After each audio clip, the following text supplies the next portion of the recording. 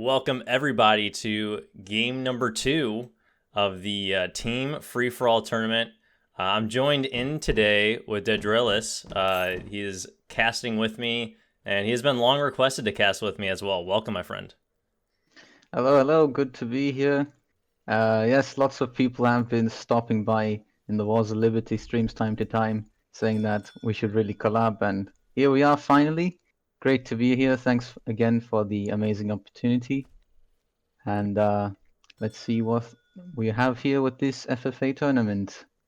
Yeah, so really excited to be joined in on this insane map. We have Borneo, which, I mean, if you want to talk about unpredictable maps, any kind of water map in FFA has got to be up there. So I have no idea how this is going to turn out. We have some really interesting Civ combinations that we'll talk about here, and some prominent players as well. So let's start jumping in, introducing these players. I'm gonna start up here with Red and his teammate here. So we have King Will and President Poos in red and blue, the classic combination. Aztec and France, which is going to be interesting. So just a heads up, so you can't do two of the same Civ, but we did allow France. Normally I ban France in the free-for-all tourneys, but on ESOC patch we're okay with it. So this is Mahogany's PC, and is their team name, and let's kind of jump into it here. So first of all, before the decks load up, what's your thought on this Aztec-France combo? I've kind of been looking around the map, and I've seen that literally everyone's been picking Aztecs. Is that for Got a lot of Aztecs? Yeah, all of the teams have one Aztec player. Are they trying to go for the water, perhaps? It would definitely make sense. I mean, it's probably the smartest play you could do with a water map, so I'm actually not too surprised, but yeah, you're probably correct. That's interesting. I am also looking forward for the trade post contestants. I believe there will be some fights over those. Yeah, and each player does have access to one. So we'll see who takes advantage of that. Looks like France, of course, grabbing it early, and China in the south. But let's look at these decks now since they just loaded in. They have their XP. So let's look at King Will in red here first. See anything interesting in his deck? What do you think? King Will. Hold up, just getting the correct person. There's a lot of people. I am probably a little behind, but that's fine. Is it his water deck? Yeah, we got some, all the water cards, it looks like. He does not have the team fishing card. That's probably the one card that I think you would need in a deck, and he doesn't have it in there. He has Advanced Dock and a Water Dance, of course. That's pretty helpful. And then a lot of like kind of merc shipments here with Aztec, which I don't know the specifics of these. This is like a Danzel 92 section right here. He can tell you everything about these. To me, they all just look good, so we'll see the application. I really like how the shipment also is a buff. Yes. Lots of treaty-like action, though, of course. Yeah. I don't know why. When I first played Aztec, the one with the 10 villagers there, you get 10 villagers and gather rate for 1,000 coin. I don't know why, but I would always send that card in. I think it's just satisfying to send in 10 villagers in age 3. Even though you're sending in a ton of coin. It's just such an eco boost as well. It's just so satisfying to get that. And Aztec also have the 8 villager shipment, so you can kind of combine that if you want to. But we'll see what he decides to do. He's already sending in schooners right now, and he's paired up with his French teammate here, President Poos in blue. Let's see what France has in store. What time are you on exactly? I'll just speed up a little bit, try and catch up. 4:20. 4:20. Look at the timing. Yeah, look at that. Already trolling today. Alright, I'm at 4:30 now, should be a bit perfect better. Yeah. Alright. So who's next, France? Yeah, his blue teammate here. Alright. Just keeping all the cards for the later ages, it seems. Crates to get through the ages if needed, but just seems to also be going for all the boosts he can get. Yeah. One thing I love about Free For All is they get such a good combination of, maybe standard cards, but some really late game cards. It's kind of like a treaty combined with the supremacy. So you really never know what people are going to go with here. But like you said, it looks like a pretty good combination of resource shipments as well as upgrades. So we'll see what he decides to do with that. Yeah, you never know. There's always that one guy that rushes in a free-for-all. Yep, it happened last game, so I would not be too surprised to see some more of that. Although I think on a water map, it's a little more difficult to knock out someone in a rush, so we'll see if that has to play too. Oh yeah, Eco's definitely going to keep going. We can see Teal actually already building up a great wall on their side. Yeah. Just going straight for it. Also Aztecs. Yeah, let's look at their team. So Teal is Aztec. As you're saying, each team has an Aztec player, which I'm really excited to see how that works out. We'll see who has the best Aztec play, I guess. But this team is the 75 boys. You can see they both have very similar usernames. Yeah. Let's look at Teal. Let's look at Teal's deck. Let's see what he's got in store. Another Aztec player here. So no fishing, no schooners cards at all. He does have Water Dance. And it looks like a lot of land focus. So he's got Grain Market and the other farm card, as well as the Age 3 farm card. So lots of farming to be done here by Teal. And lots of late game natives to send for. All the Merc cards as well. I am also kind of hoping to see some stealth plays. Maybe we'll see a giant Jaguar army just appearing next to another Jaguar army. That'd be pretty funny. That would be epic. I would love to see something like that. But yeah, I like how he does have both of those native cards, because in free-for-all you get so much XP, especially if you're lasting long, so those could be very helpful to turn a tide later on, maybe. Well, my personal favorites, well, personally at least, is to keep the 300 wood for some civilizations. Just keeps that going, especially in the treaty games. And I guess it's more of a treaty thing than an FFA, but... Sure. The infinite 300 wood, right? Yeah. Yeah. That's a good point. Just because you end up running out eventually, and this map, of course, spends some of the land mass to water, so there should, I guess, be less trees in general. But it does look like a pretty nice and foresty map otherwise. Yeah, that's true. Let's check his teammate here as the British in purple. Got to make sure I got their names right here. All right, let's check his deck. Let's see what he's got in store as the Brits. It looks like he is going water. He has schooners. Does have the fishing upgrade cards with whale oil and rendering plant in there, and infinite rockets, as well as 25 Cherokee allies. What do you think of this one?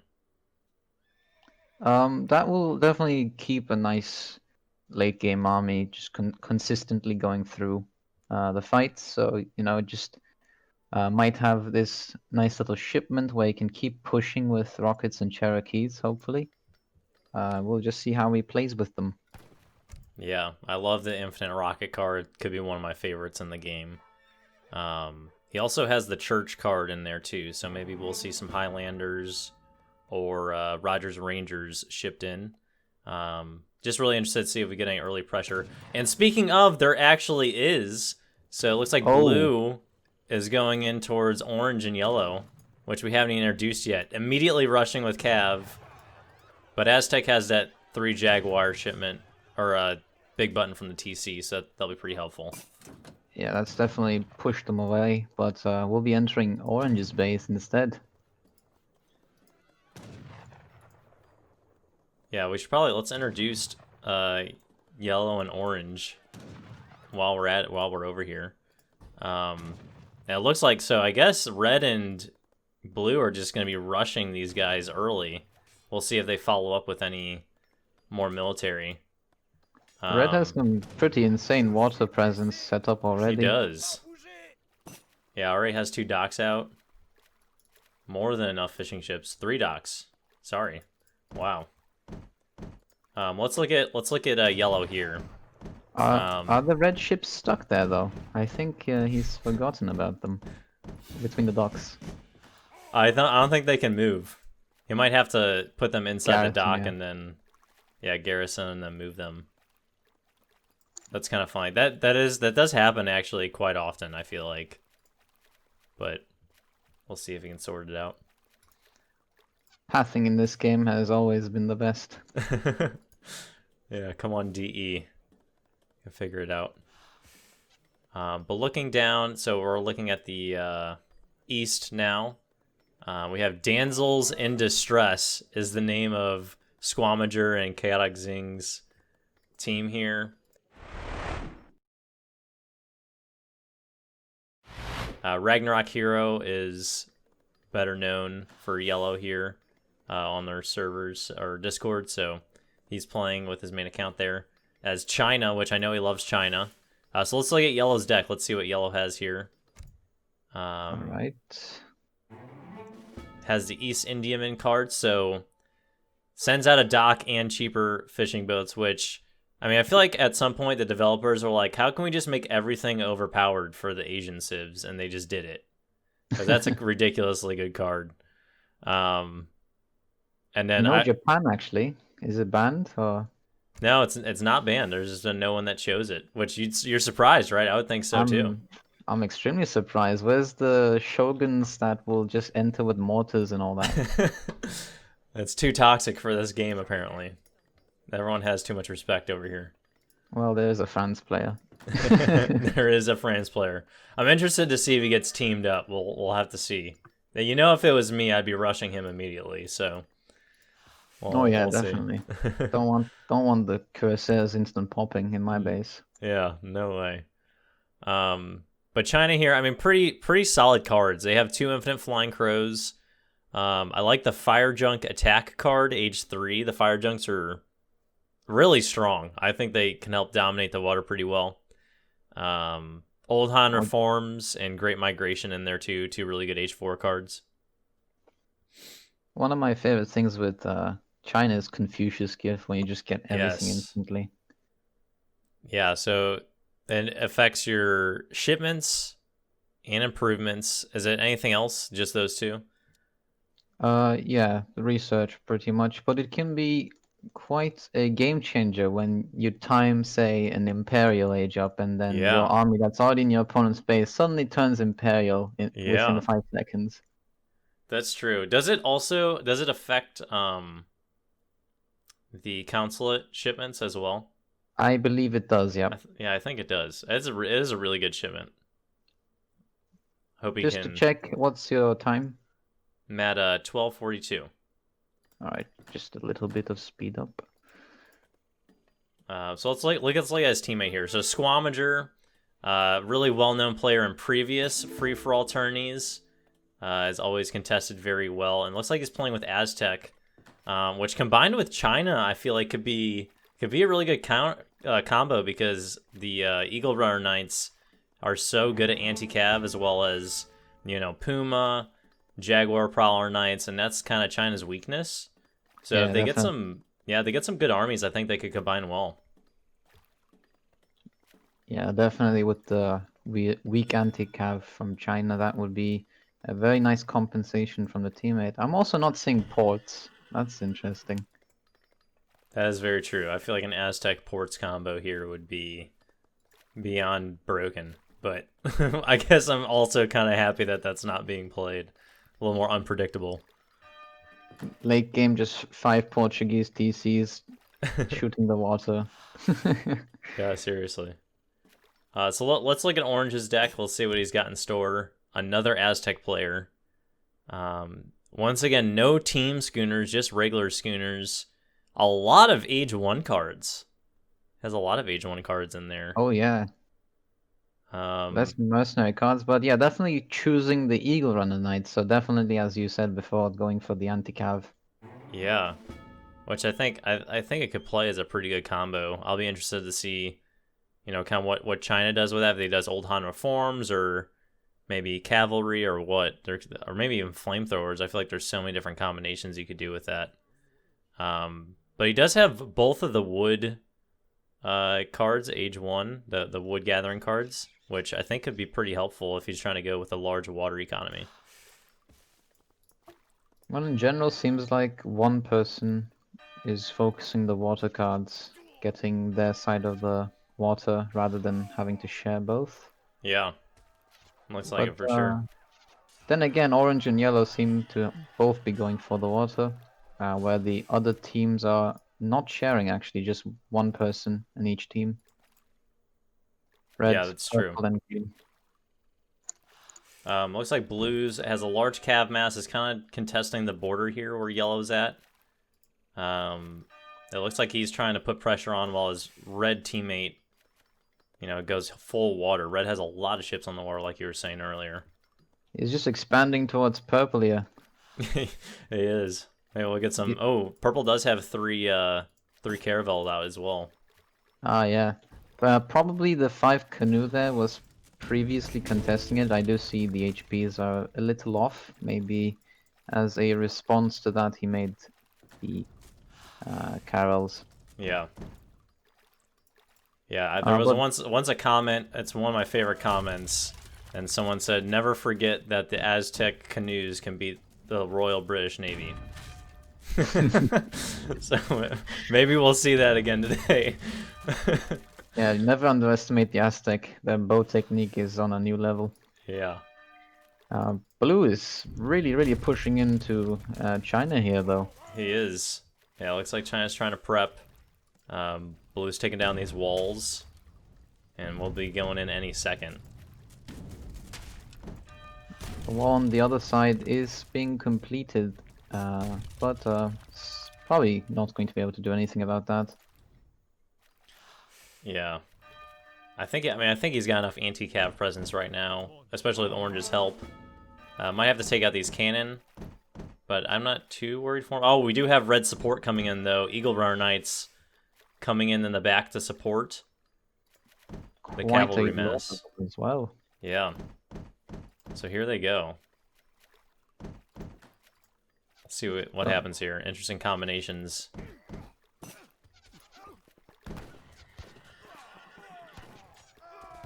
I honestly don't think that orange and yellow have enough units out. I don't think they're going to be able to handle this.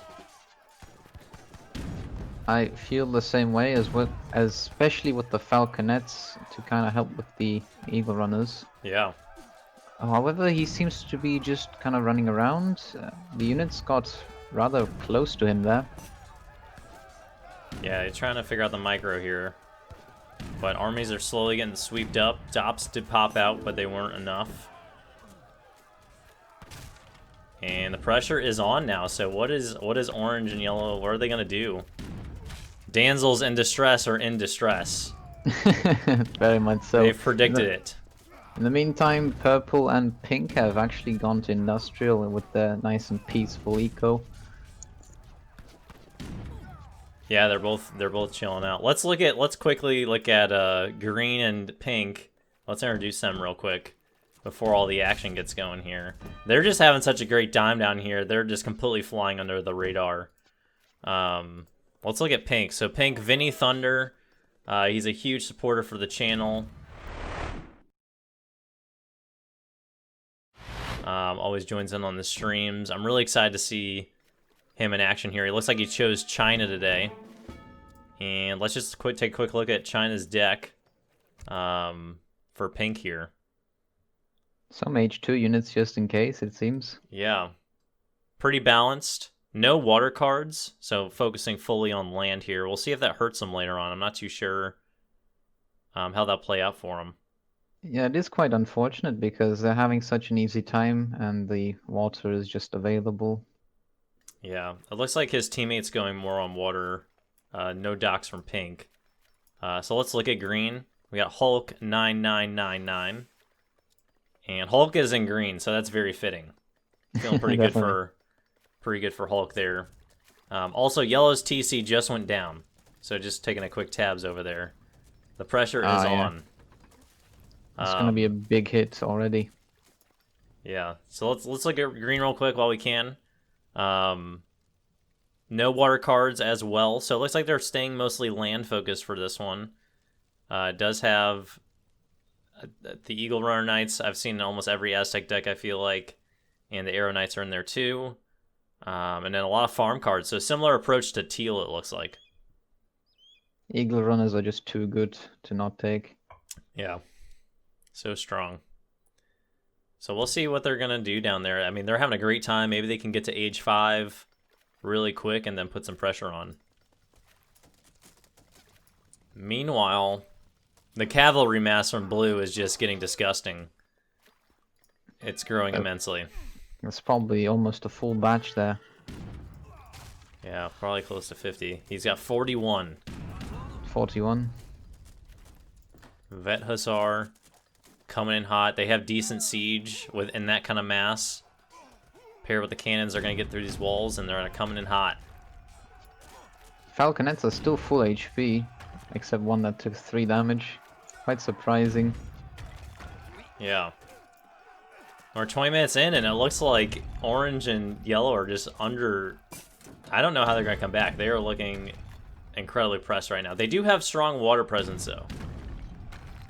Yeah, hopefully they'll be able to keep that going so that they might be able to rebuild while other players are under fire. Yeah, it is true. Let's check on... I'm going to look at Orange's economy right now. Looks like he's continuing to invest into fish or some canoes. Oh, he's actually pressing red in the north. He's going up pressing red. So we have an Aztec versus Aztec water battle. Oh, yes. The colors kind of mixed there. Yeah. He's got 36 idle vills, though. He does. Oh, they're the fishing ships. Yeah. The fishing ships are plenty idle. That's 100% me if I play. That is... I will forget about the fishing ships all day. Water in this game has always been awkward. Yeah. So, man, they're losing on the water, too. Red's coming down now to just destroy all of that economy. We got the Tlalocanos this time. I don't even know how they pronounce it, but they're really powerful canoes. And meantime, who is that? Purple just goes Imperial. Purple's 20 or 21 and a half minutes in, and Purple's Imperial already. That is going to be a great advantage for him. Getting the compounding economy. How many minutes again? About to hit 22. Alright, perfect. Same time, and Orange's TC also about to go down. Yeah, that's rough. He's also... It's just funny because they continue to migrate south. You can see they're trying to rebuild it right next to green now. The explorer isn't too happy about the migration. And he's not. Good old Moctezuma. This should actually give the pink and green team good information about what's going on. That's true, right? Yeah. They can continue to focus on their economy, but might need to be careful of red and blue sweeping over. Continuing the push. Luckily, the orange villages are not actually getting contested by green. Mm-hmm. Yeah, green's being very kind here. Although you could also argue that it's a strategy because the blue-red team would have to spend more time dealing with them before proceeding to the next player. Yeah, that is true. 600 wood sent over to Ragnarok there, actually. Get those TCs out. Okay, so not many people talk about this. One of my biggest pet peeves in this game, and it's not huge, but it really is. It doesn't seem huge. Is that for the European civs, only your explorer can make town centers, but for the native and Asian civs, every villager can.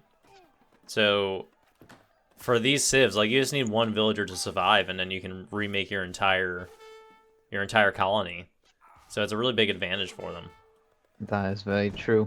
You always end up with a European explorer inside the wall box. Yeah, exactly. So it looks like blue is continuing to press down. They found a new location. Unfortunately, the walls are not going to be up in time. They're not. And red's Eagle Runner Knights are running into those villagers. Champion Eagle Knight now. They have an upgrade. Has he sent the card? He might have sent in the card as well.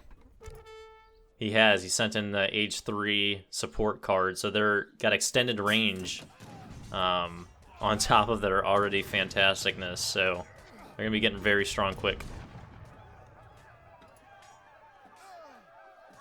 Now, kind of desperate here, running towards the middle of the map. Yeah. Green's just probably looking at that TC line, trade post line of sight, going like, what is this? Yeah, if I was green, I'd be feeling pretty good. Honestly, I might just go in here and kill all these villagers. Just take them out while you can. But maybe I want to ally with them and get blue and red taken out. We'll see. But they've been very to themselves. Pink and green are just having a great time right now. They're basically playing a Sim City builder. Yeah, is that a wall inside a wall, or is it my game being weird? That's a wall inside a wall. Is that possible? I don't know if that's possible. It's a great question. I think it's got to be a glitch. Oh no, there is a. Okay, that's weird. I wonder if you take that down, if it takes both of them down.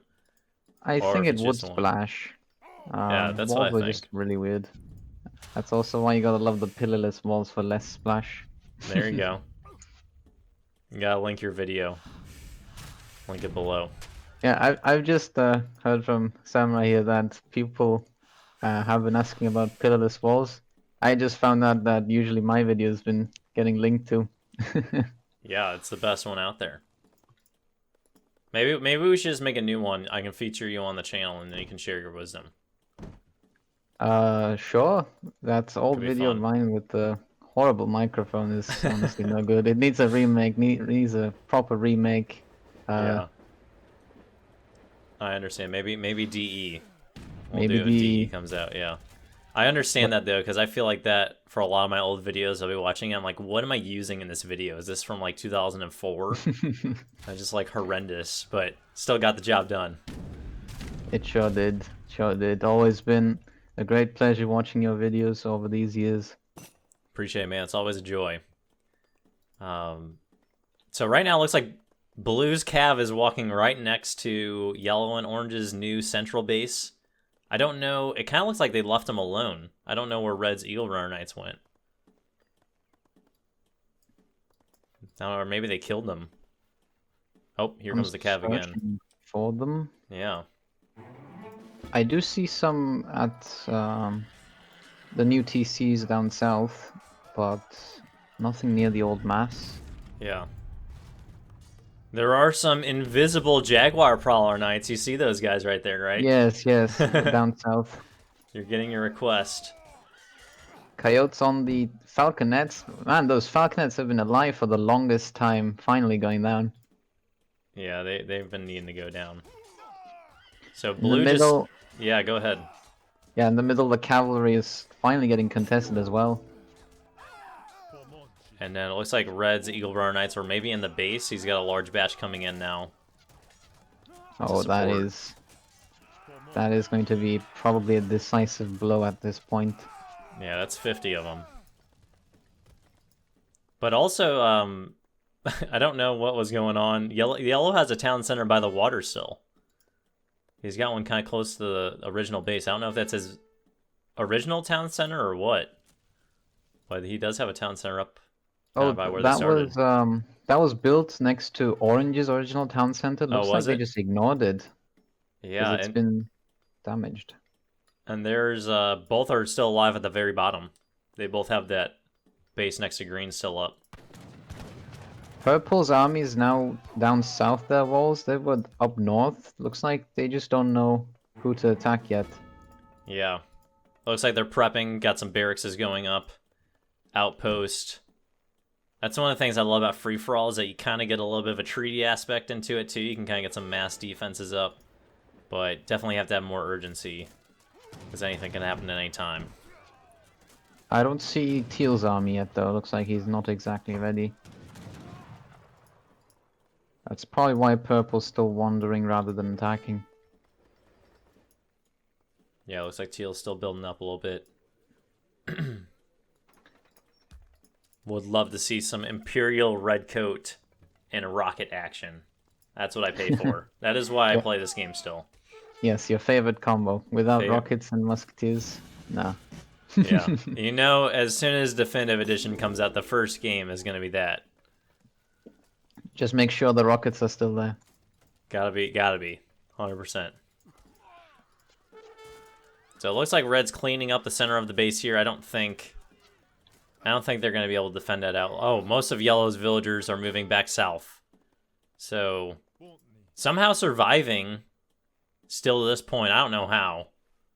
I guess, too, Red and Blue have just kind of like, alright, you guys are damaged enough. We don't want to spend any more time killing you guys. But they also just went Imperial. Both Red and Blue are Imperial now. Yes, holding that many units as well as being able to age up is pretty impressive here. Yeah, it is a lot of intense action already. Just about to hit 30 minutes in, and Purple's got some red coats that are. I guess they're purple coats now. They're not red coats anymore. They're purple coats. Kind of mobilizing. He doesn't know what to do yet. He wants to. He's really hungry. He wants to get some action in. He wants to take someone out, but he doesn't know who to press the button on. I'm interested to see who he goes for. I'm also interested if Yellow and Orange can perhaps pull a revenge play later in the game when the big Imperial fights are going on, and then they just come in with the canoes in the back and kill all the villages of Red and Blue. Yeah. I mean, I would say so if they're just going to be left alone now to kind of boom and do what they want. Orange still has a really good water presence. He's had it this whole time. A lot of fishing ships down there. So, I mean, he's had economy rolling. So we'll have to see. Looks like most of the fish is actually out of the map now. He does have 33 idle for me. Yeah. Looks like it's getting mostly cleaned up. A little bit over there by Teal's base, but not too much left. So this is when those farm cards will be coming in incredibly handy. Curious Seer's entering the battlefield right in the middle. No. It's only about time. They're late. They're late. 31 minutes in? I would say so too. They're so late. This is not acceptable. I hope we see some Eagle Runner Knights smash these guys. It's the perfect time for it.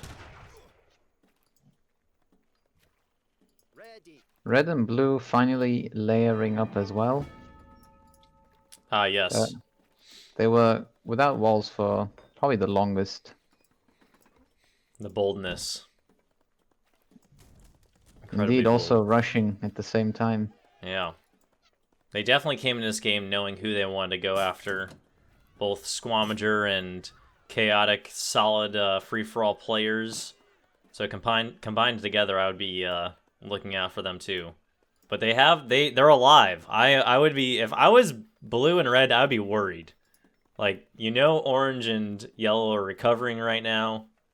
You also know that they're not really happy with you. Yeah, and all the other players are starting to go Imperial too. Like, at this point, I'd feel like it's going to be a 3v1, but we'll see. I don't know. I do feel the Imperials are a little late considering how uncontested it has been for most players. Yeah, they definitely had a lot of time.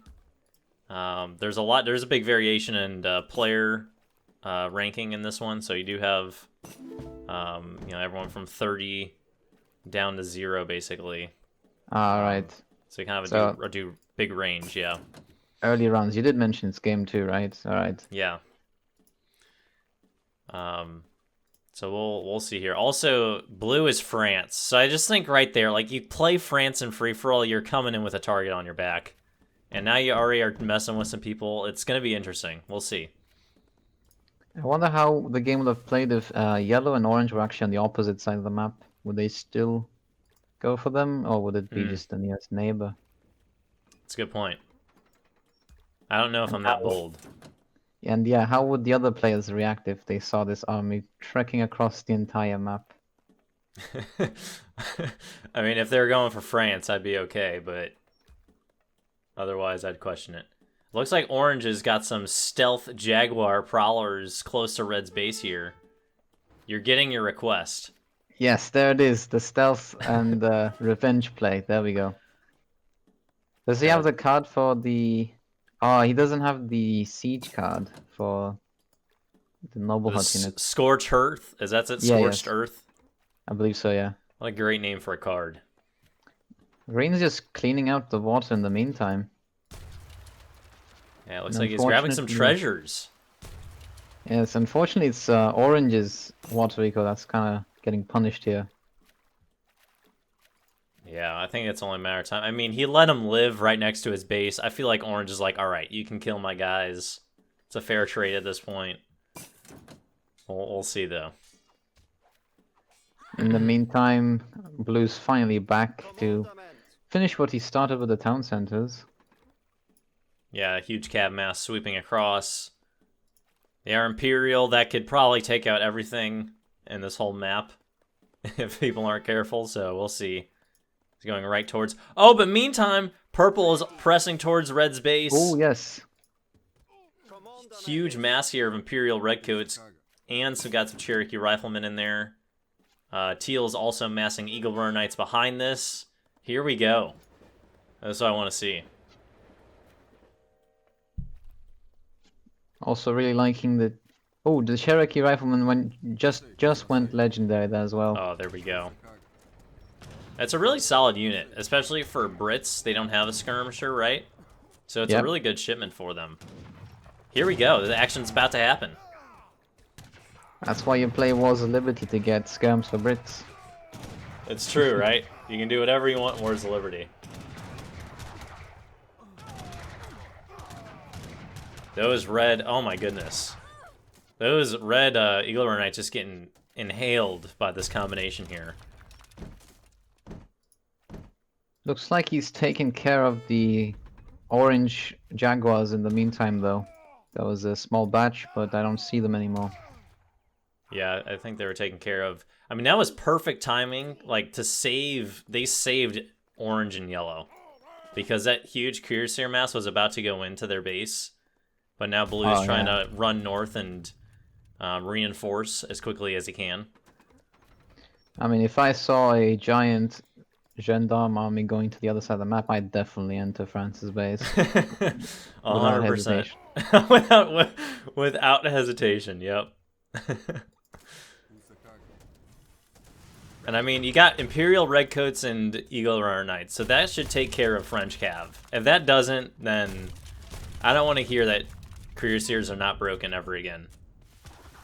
Because that is both anti-cav to the max. Do people still say that they're not OP? There are some people that say they are not OP. Silence. This is probably one of the proudest things in Wars of Liberty.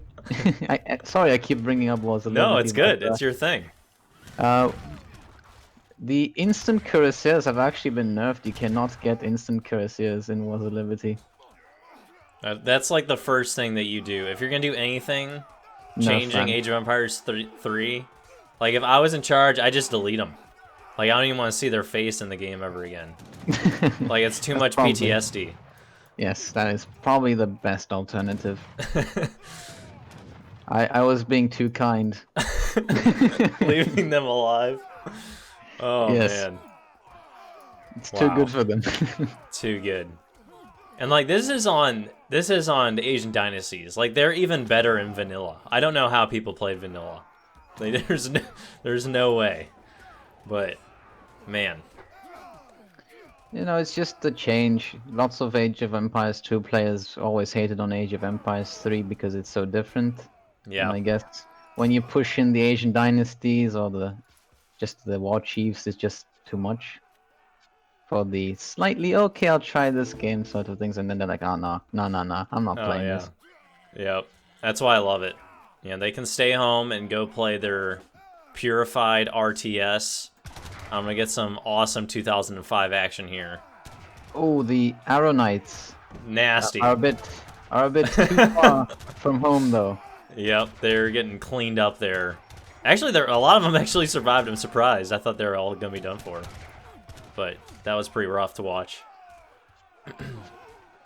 Yeah, the curses just do not forgive. So a lot of action here. We have a ton of red coats in queue. Doesn't look like purple has any train time sent in. Oh, he does have the train time card. He needs to get the church upgrade. These are coming out way too slow. But red and blue so far defending successfully. Yellow and orange are still building up their economies once again, so we'll see if they get a showcase at some point later on. But now the action's between purple and teal and red and blue. Is building rotator cool? It's not supposed to be done, so we'll see if it affects the game. But it is an ESOC patch, so I see. It's a part of it. It's not like modified in. Alright. Purple seems to have just 3 buildings, so I'm guessing it's just accidental. Yeah, we'll see if it affects the game. We'll discuss a little more. Right now, there's kind of open area. Yeah, it just seems to be kind of on the side of the map. Should be able to fit the normal versions anyway. Which will be in the definitive edition.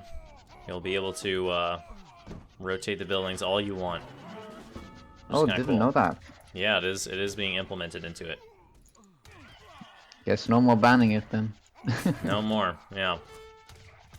So right now we have range units galore with Arrow Knights, longbows. You got Eagle Rider Knights, Musketeers, all shooting at each other across these wall segments.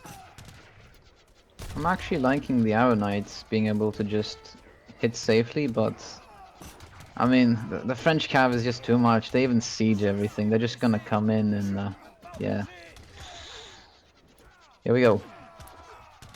Actually, just to check the time, make sure we're not off. Yeah, I'm at 40-20 right now. Just 10 seconds. Okay, not too bad. Not too bad. Yeah, for those that don't know, with the post-game recording, it plays different speeds depending on your computer setup, which is... If that doesn't explain 2005 for you, I don't know what does. But it shows you kind of how far we've come. So that's why we got to check on the times every once in a while. But purple and teal defended successfully. But then again, here's us playing a 2005 game to this day. Exactly. Yeah, I'll do anything that it takes to get these recordings done. It's worth it. Ready. I'm surprised that France here is not making artillery. Like, look at the infantry from purple and teal here. And he's still making cav. Barely able to walk in their own base from just the entire population. Yeah. I wonder if... Does blue have... Yeah, he does. I don't know how to pronounce that card. But it's a H4 card for France. You get Falconet, all actions damage, heavy cannon, horse artillery, culverin, all by 25%. Only the heavy cannons by 20. But you get a huge increase bonus there for your cannon. He hasn't sent it yet, though. He hasn't. I'm saying I would definitely send it at this point. I feel like it'd be a really good play. Horse cannon massing up here. In general, the civilizations that they're facing is infantry based as well. You know, just Aztecs in every single team. China as well. I wouldn't say China is too cav heavy. Is that the correct assumption? I don't know. They do have some strong late game cav with cards sent in, but Old Han Reforms is probably what would be played first, I would think. So cannons and just some anti-cav would still, just a little bit of anti-cav should still be the ideal roster, I guess.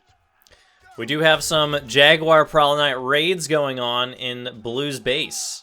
Ah yes, the revenge play. The revenge play. That's what I'm here for. You've been calling it the whole time. And they're clean. He has no idea. He has absolutely no idea. He is actually cleaning them all out. They are getting hit hard here.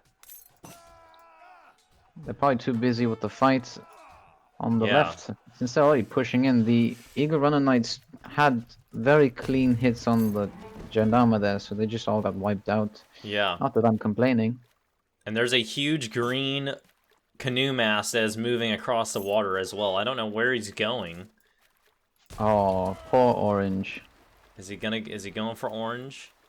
Some of it is. Oh no, Orange is attacking green. Never mind. Yeah. They're just so mixed up there. Was he trying to go north? Alright, Orange should probably just let him pass. Yeah, Green does not want to kill Orange. Yeah, he's been way too kind here.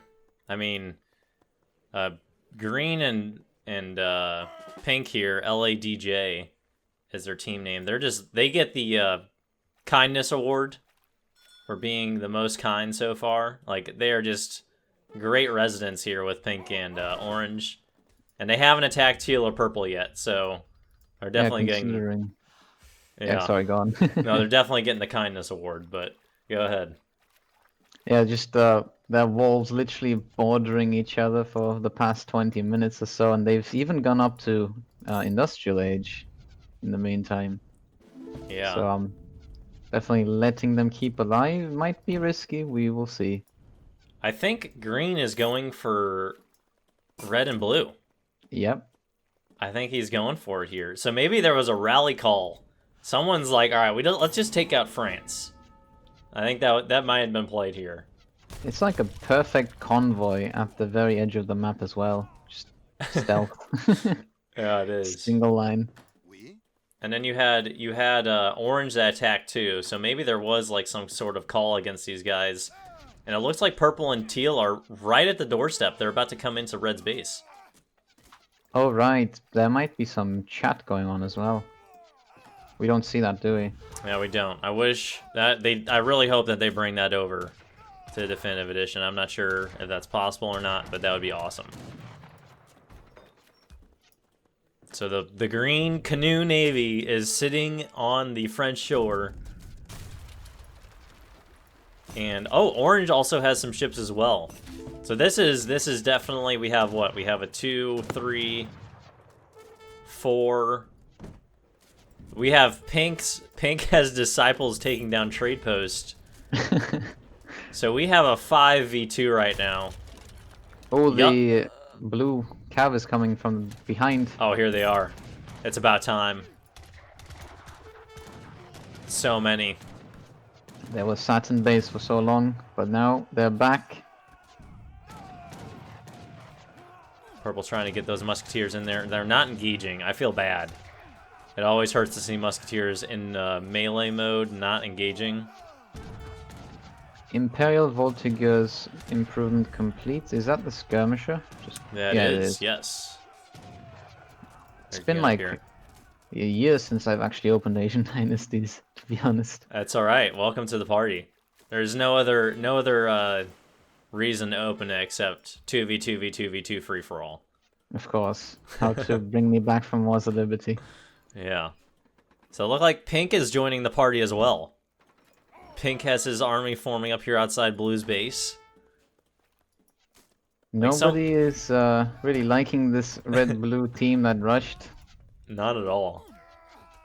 They're defending decently so far. I don't think they're going to have the eco to hold this up. I can see France is already out of coin, actually. Yeah, he's running really low. How is Aztec's doing? Aztec's still doing fine. But once he starts slinging, it's gonna be a bit difficult. Yeah, the thing with Aztecs is that their train time, like, you can either have amazing train time with the dance or none with the attack dance. Or in this case, he's on the water dance, but yeah, it's kind of hard to get those units continually out while you're getting a good pressure in. Yeah, maybe you should look back to retreat just for a moment, get the unit trained, and then just fight in full force. Because I've never seen him go above maybe 170 pop. Yeah, that's true. So pink is in. Pink is in the base. You have a large flying crow mass behind here. Factories are very exposed here. Very exposed. They're getting hit. And that's the difficulty in this map, because you gotta be careful of monitor ships, and then your factories end up being the first thing going down after the walls. That's very true. Yeah, I wouldn't want to play a building-focused civ like Dutch on this map. Definitely not. Your banks would just be getting pounded all the game. I mean, players in any long game will find even the smallest puddle to make a monitor ship, even though the depth of the puddle is probably like 5 centimeters. It's so true. It's so true. That's why I love doing the Revolution, because you get that ability with the ironclad shipments for your revolted civ. Yes, very powerful. So also feels just unkillable in the early game. It does. Yeah, it definitely does. So it looks like there's an official. It's an official 4v2. You have pink and green, LADJ, and then you have the 75 boys. They're both pressing from both sides. Full pressure on. I don't know how red and blue are gonna defend this. I don't think it's possible. Is diplomacy actually on, or is this played on the normal patch? No, normal. So there's no diplomacy. So I mean, if any of these teams come across each other, they will attack each other. Right? Attack each other, yeah. But I mean, like them, their ally, they won't attack their ally. They're a part of the same team as their ally. But any of the other teams is fair game. All right, just making sure, since we did have to launch this through the ESOC recording. Yeah, yeah. Oh, the flying crows are actually gonna get caught, but maybe the eagle runners might be able to take them out before losing it all. Yeah. Flying crow mass is just looking too good.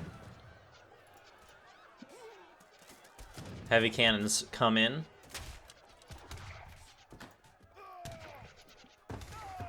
What is that? Heavy cannons? Just shipped in from the TC. Yes. It is taking these teams a while to get into red and blue's bases. Yeah, they're doing their best to fend off 4 teams at once. I mean, 4 players. For 4 teams, that would just be beyond. Even you against yourself. Even me.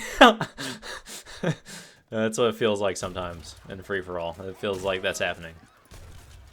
Orange with the unit drop. We are 50 minutes, 10 seconds in. Ooh, Skull Knights. That's gonna be lethal. It is gonna be lethal. Still champion though. They're stuck in an H4 due to eco restraints. Now Imperial. Yeah, let's look at orange and yellow's base, man. It is looking insane. They've really come back. Ah, there's a rotated factory as well. It does have it slightly in there. That is the placement. Look at it's like right next to the fire pit. That's hilarious. I don't know why it just doesn't delete the fire pit. Like, you could just delete it and rebuild it. It's not that big of a deal. Yeah, it's just that this part of the wall is probably his biggest eco point. Yeah, we'll see if it comes into effect. But they are massing their walls right now. Like crazy. The fact that orange and yellow are left alive is also allowing them to really get XP as well. So even though they're behind, at least they're able to get their shipments. Yeah, it's true.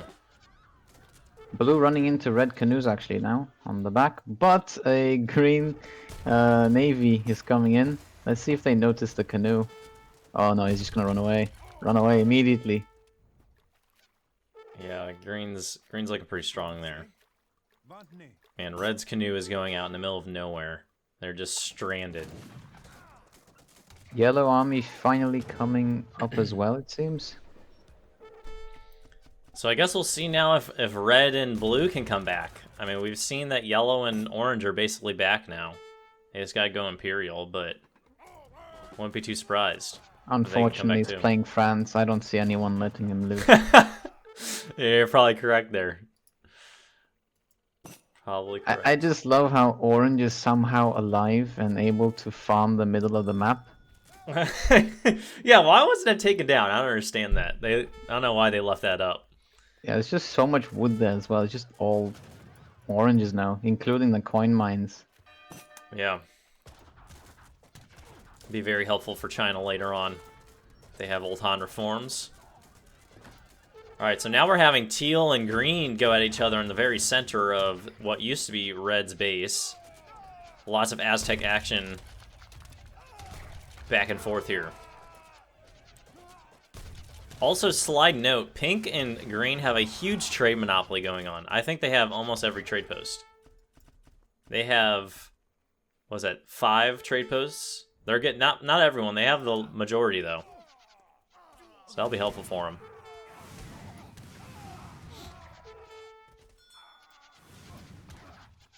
Yeah, there looks like the blue one is just in the socket but never built. Yeah, where was that at? On the left. Yeah. Just As well as the native one. He does have a Jesuits over there. Yeah, which is actually interesting because in these long games you really do want the natives in any case. They usually have nice upgrades as well as just being able to help with your army. Yeah. So we'll see. I'm interested to see if this pink, green versus purple, teal, if those two guys are going to start fighting in the south now. You can really see yellow doesn't like blue. He's just going for the leftover buildings on the top right. Straight up revenge. I want you out of this game entirely. China getting their revenge on. Oh, look at the purple navy. That is the British Navy. Oh, it's looking good. It is looking good. I wonder what he's going to do with it, though. Oh, red just deletes Yeah. the fishing boats everywhere. There is one canoe left, 2 canoes left, with probably the villagers in. The desperation. Yeah, but looks like they'll actually be able to. Ah, all 3. Okay, they're all safe, and unless they run into the war canoe blockade on the right, they should be fine. Yeah. But it's not like they can actually go offshore before that point either. Yeah, I wonder if someone's gonna find those, or what. But that's pretty Oh, funny. actually, he just made a nice canoe batch. Probably going to check it out first before going forward. Where at? Oh, I see it. Yeah. Yep. Which is a very smart play. Just make sure you don't lose all your eco. In blue's villagers. Oh wait, he's on the canoes on the shore, outside of red's walls. They're going into those boats. So he's got some blue villagers in there as well. They're officially surviving on a raft in the water. Very true. Oh, it's funny. Wow. So it looks like that action has occurred. It's all cleaned up. Everyone's retreating back to their bases. The World War is over. The treaty has been signed. Except the French now are the Germans. And they have been teamed up against and taken care of. Just gonna wait for the second loss. So now at this point, if you're playing this game, like what are you thinking? What's your goal? What's your game plan? Let's say you're purple and teal. Purple and teal have been looking pretty steady this game. Have a good score combination. Like, what would you do if you're them? At this point, I pretty much know that red and blue are down, and red and orange have already taken a big hit.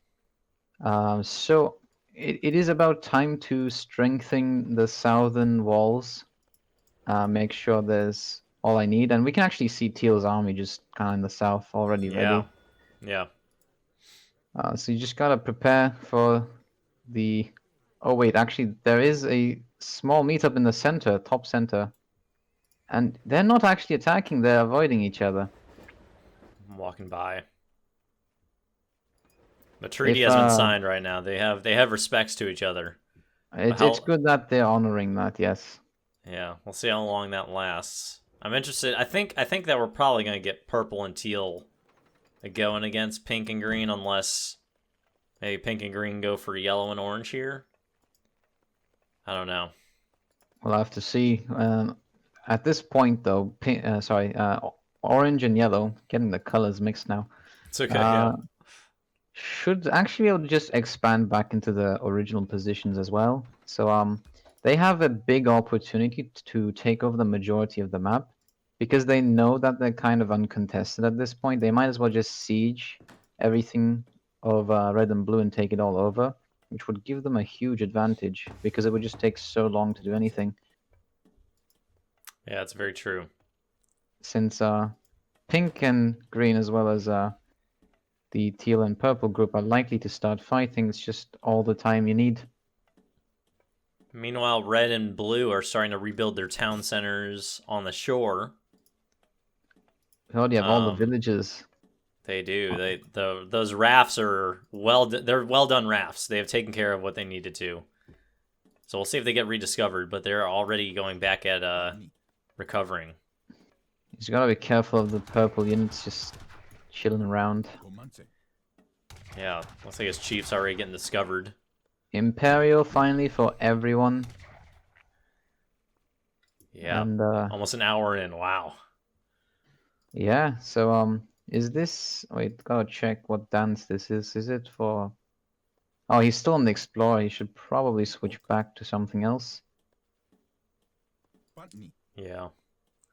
I always get the Aztec dances mixed up, man. I always forget that I have it. It's like this amazing bonus that I always forget that I have. I'm like, oh yeah, I can spawn villagers or like the chiefs. I'll do that for sure. Oh, he's actually training Jaguars at the moment. Yeah. Don't know if that's a good idea. Yeah, he cancels it. I don't know if that's a good idea if he wants to spend the eco on that. Meanwhile, there's some dancing going on in the south. Purple is dancing around the pink fort. A little bit of movement. Isn't going in, though. About to hit 59 minutes right now. Alright, I'll need to speed up just a little bit. We got a 30-second difference now. Yeah, now we're getting some space. 59 Sorry, now, yeah? It's been doing pretty good. Yeah, 59-10 right now.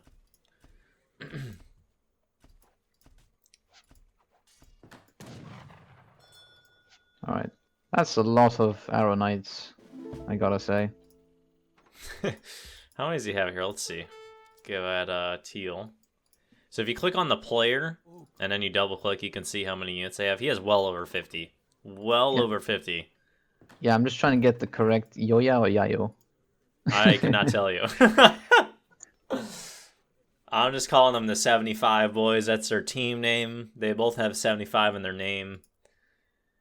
The 75 boys. Yeah. I'm rolling with it. I wonder if Definitive Edition is going to have the same selection cap. Yeah, that's a good question. A lot of people want it increased. We have it at 75 in Wars of Liberty now.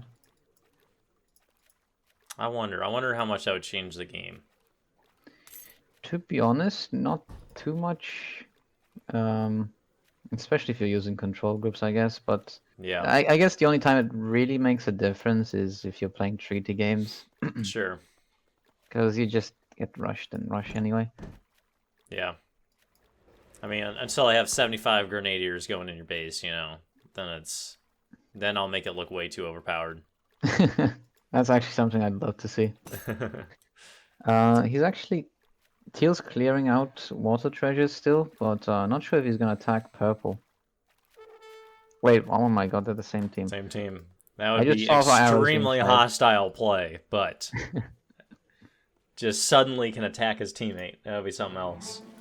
Like I said, 4 teams against each other, even you against yourself. Yep. Alright, so right now everyone's building up. Well, I'm going to look at the resource count for these teams and these players. You know, see if anyone's kind of getting close to Spy's territory. I don't know what it would cost, but sometimes in these free-for-alls, you do have the opportunity to sit back and soak up some coin. Yeah, I'm saying purple and pink with the 2,000 points. They have the best chance here. Yeah. Purple has 51,000 coin. He is up there. Vinny Thunder has 58. Ooh, almost 60k. Yeah. I'm interested. It's probably an incredible amount. I'd imagine at least 100k with everything that's on the map, but we'll see if it's played later on. I don't know if it'd be worth it right now. I just noticed there's still a hunt in between pink and green. Just among Is the there? farms, yeah. it just looks so peaceful in It bliss, does. you know? Dude, I'm telling you, pink and green get the peace award. Yeah, They don't even kill their own hunts. Like, that's just next level play right there. It's like Japan, but China. Just, you know, they're in the rice paddies letting all the hunts just mind their own business. That's amazing. I need to make that a thing. Every tournament there's a peace award to most peaceful player. Oh, in the meantime, Red's actually caught. Red has been found, and he's going back out on the on his raft. He's got some priests with him this time, but... Yeah, can we change that Tlaloc Cano's name to a raft? It's probably more appropriate. Raft with a roof. Oh, actually, 7,600 coin was sent from Hulk to Vinny. I see that. Spies, yeah. Spies has been played. Oh my goodness. It's actually a good idea to check Fog of War here and there. I just kept it on the entire time, but... I mean, off, but... Dude, that's a power play. I love the cojones from Vinny Thunder. He's just... I love it. I love the confidence. Oh, look at the what's his name? The fire ship, the fire junks on the northern part. It's going for France now. Yellow and orange will not let France live. That's so funny. The fire junks actually can do some decent damage to buildings if it's close enough to the shore. So I do like the power play. Yeah, they just killed like 3 canoes at once. That's fantastic. And that's the entire canoe mass gone. That's really interesting. I didn't consider that your teammate can help you get spies. That's just next level stuff. Yeah, just sling what you need for spies. And they'll probably only need 1. Yeah, you don't need to send it to both. Both teammates don't need to get it. You can just kind of communicate. That's amazing. That's amazing. I love it. I'm interested to see if anyone else does that at some point. And at this point, looks like they're still not fighting each other. So this is also giving time to recover the spy gold. But personally, once I have spies, I'd probably push in and make sure my opponent cannot get spies. Yeah, that's a good point. And then if you don't have spies, then you know that your opponent just spent a ton of coin on it, so you could kind of outlast them if you attack immediately. That's also true. It's a risky play. Otherwise, yeah. In every case, yeah. But it looks like Purple's just concerned about... Everyone's concerned about just taking out France. Let this be the lesson, everyone. Don't play France in free-for-all, even if it's an option. And also, because one of the players is your teammate, I'm guessing spies should cost not full gold, right? That's a good question. Not 100% sure. Yeah. Where's the raft? Oh, look at the bottom right. Oh my goodness, they're on the other side of the map. That's pretty bold. Those are like your life rafts. You shouldn't be making yourself detected there. That is so funny. Dude, watch these guys make it to the final 2. Watch them stay alive. That'd be impressive. Oh, 1 just got taken down. Oh, 2 just got taken down. The Kobe Bryant shot right there. Just fading 3. You could literally hear the screams of the dying villagers as well. You could hear it. And that one makes it, I think. Yes, it makes it. 2 make it. But here comes Yellow's fire junk's coming in hot. Oh my goodness. Oh! Wait, 1 dodged it. What a dodge. Oh no, he went back into it. Oh my goodness. Unlucky. Ouch. Is that it? Red's out. That was it. Red has lost everything. It's just as you said, you against yourself. As your boat does amazing micro and then terrible micro within the 1 second. Oh, man. Well, well played to Red. I mean, it looked like he did a pretty decent job. Just too overwhelming of opponents here. The blue explorer actually just got up by himself, and then purple finished sieging, so he just killed them again at the trade post. He's sitting there next to the trade post line, is he? Those redcoats are on watch. Yeah, you can also see orange walls are being placed, so it looks like he will actually be going for the expansion. I love the boldness. At this point, they're just like, well, let's take a half of the map if you guys aren't going to grab it yourselves. Exactly. At this point, orange and yellow are actually slowly building up an advantage because they just have so much map presence. That's true. Well, let's look at their economy, see kind of where they're at. Nothing crazy. Nothing crazy. Just over 10k. Getting close to 15k, both of them, for both food and coin. Man, oh, here we have a massive... I love watching water maps because you just see these massive lines of color just going across the water. Is that green. A wall? Oh, wait, no, it's just a canoe line. Yeah, green is going across now and starting the attack on the water against purple. And it looks like... Careful. Yeah, pink and purple's armies are starting to advance towards teal and purple. Or, sorry, pink and green. Now I'm getting my colors confused. It's contagious. Naval Warfare begins. I do quite like watching the Naval Warfare in this game. I don't know about playing it, but watching it is definitely satisfying. It's fun as long as your opponent doesn't do the pull back fire, pull back fire. Yeah, that's beyond lame. Because Navy is just way too awkward in this game. And looking forward to what Definitive Edition will do with that. Yeah, we'll see. Right now, the Royal British Navy is stomping the rafts. Looking beautiful there. And that has been cleaned up, so... Initial attack... Oh! And pink is coming into south of teal's base. Oh, yes, crows. Just taking the walls down. And he has one more layer left. Wow, let's just make sure we're synced again. What time? I'm at 1 hour, 8 minutes, and 50 seconds right now. Alright, I'm at 48. Should be alright. Yeah, those walls are down. Wow. He is in. He could really look for the ships kind of taking a hit here. His navy is really close to the armies. Yeah, it's true. The cavalry is in. Purple's coming down to try to reinforce. And here we go. We have meteor hammers going at villagers. That's one of the nastiest things. I mean, really, they're just so good at taking down vills. Green also just used the canoes to transport his army faster. He's already here. Oh my goodness. Next level plays.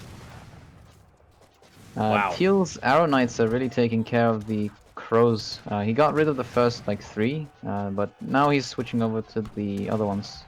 Actually, no, the redcoats are kind of just doing that for him. Yeah, huge battles right now. These cavalry are getting a lot of purple villagers. Let's look at his villager count here. He's at 70 now. It's gonna be a big hit. Slowly getting taken down. I must say, it's not too bad. Sorry, go ahead. They got in rather fast. They did. I think the Navy attack was a distraction, and then I think during that time, Pink was going in for the walls. Yeah, and then Green just popping out of boats. All of a sudden, you got 200 troops in your base. And I'm guessing that until this point, Green did not need to use his big buttons for the overtime units. You know, every Arrow Knight for this many minutes. They probably popped in here as well, because that was a lot of units. Yeah.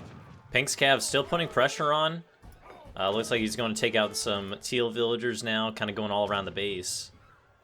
You can keep that Cav pressure in there. It could be dangerous. But Purple has an amazing economy.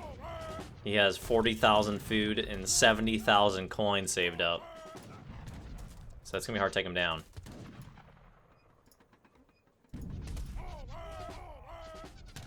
Actually seeing some hussars now. Been a while since we've seen cavalry. It has.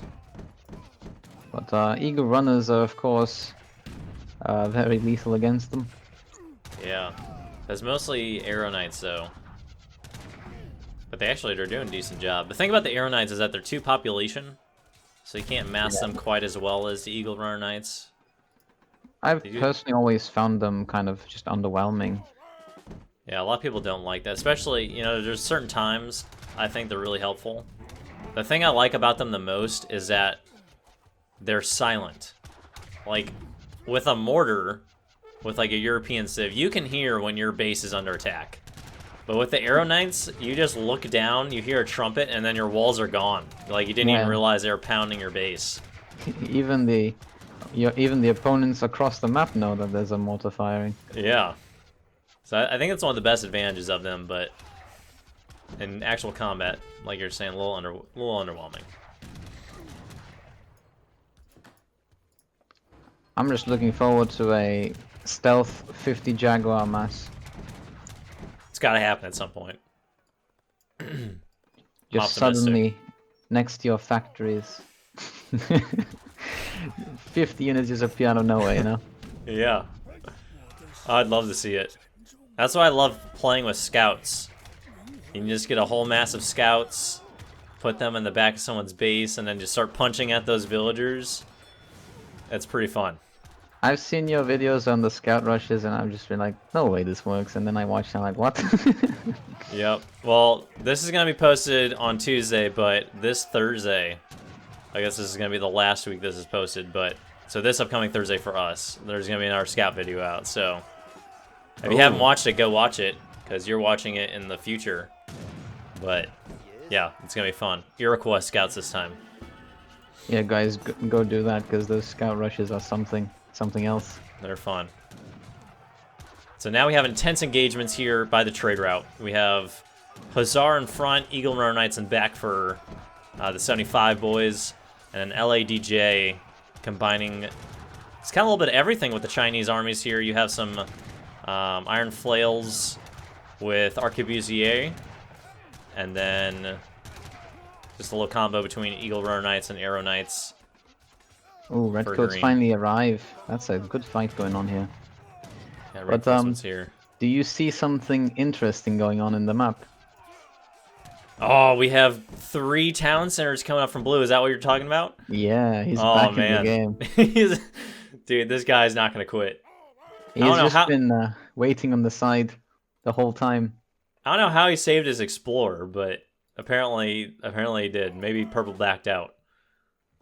It's unfortunate that Red wasn't actually able to send all his resources before going down. Apparently, he did send coin, maybe? I don't know. But he still has 7k food and about 5k wood. Would have really helped him out here. Yeah, it's hard. Dude, if blue comes back, like, definitely play the game. That's just next level stuff. I have high doubts, but anything can happen in free-for-all. If I were in this game, after doing a 6-man alliance against France and then seeing Cuirassiers in my base again, I'd be extremely mad. Yep. I'd be like, if I were Pink, Teal, or any of these 2 players, I'd be like, halt, stop everyone. France is alive. We gotta finish that first. Stop fighting. Oh man. That's pretty funny. I'm not surprised. I would not be surprised if that's what happens here. But in all seriousness, very good rush as well as eco in the beginning of the game. Red and blue really did a very nice beginning, but unfortunately everyone just teamed up on them. That was a little unfortunate, I must say. Yeah, definitely agree. So it looks like Teal with the canoe action here in the south against these walls. Teal's taking out some walls there. Oh yeah, maybe they'll also do a canoe transportation of their own. It's actually only 2 walls in the back, and with the British Navy is just standing still, but if they mobilize that, they could just entered the entire eco pretty much. Yeah, what's that about? Get those expensive ships in action. Come on, Purple, you can do it. I just love seeing the ships in action. They're so awesome. I just love the Blue Explorer doing a casual 90 food treasure in the north.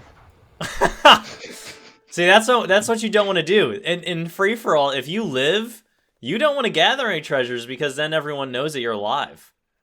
I think that's going to cost them. Someone's going to come in. Hopefully everyone's busy with the fighting here, but like I said, yellow and orange are just so uncontested. They can do whatever they want. Yeah. And we got Skull Knights just clearing out every single piece of wall from blue and red. Yeah, their eco's slowly growing. Can you imagine if everyone just stopped after that treasure was gathered and then just marched north? It's Yeah, like, all right, where's hold blue? guys, France got a treasure. This is not supposed to happen. So Flamethrowers doing a really good job taking down these infantry, but we do have a lot of Hussar coming in now. Eagle Knight's there to respond though. Yeah. But Orange is actually about to surpass the 75 boys in points. Wow. With the It is fight getting continuing, intense. it should be any moment now, you know? Yeah, Next and 5 Pink minutes. well ahead. Pink has 500 more score. That is incredible. Pink really just pulling through on this game. Has spies as Yeah. well. His points have never really dwindled despite all the fighting going on.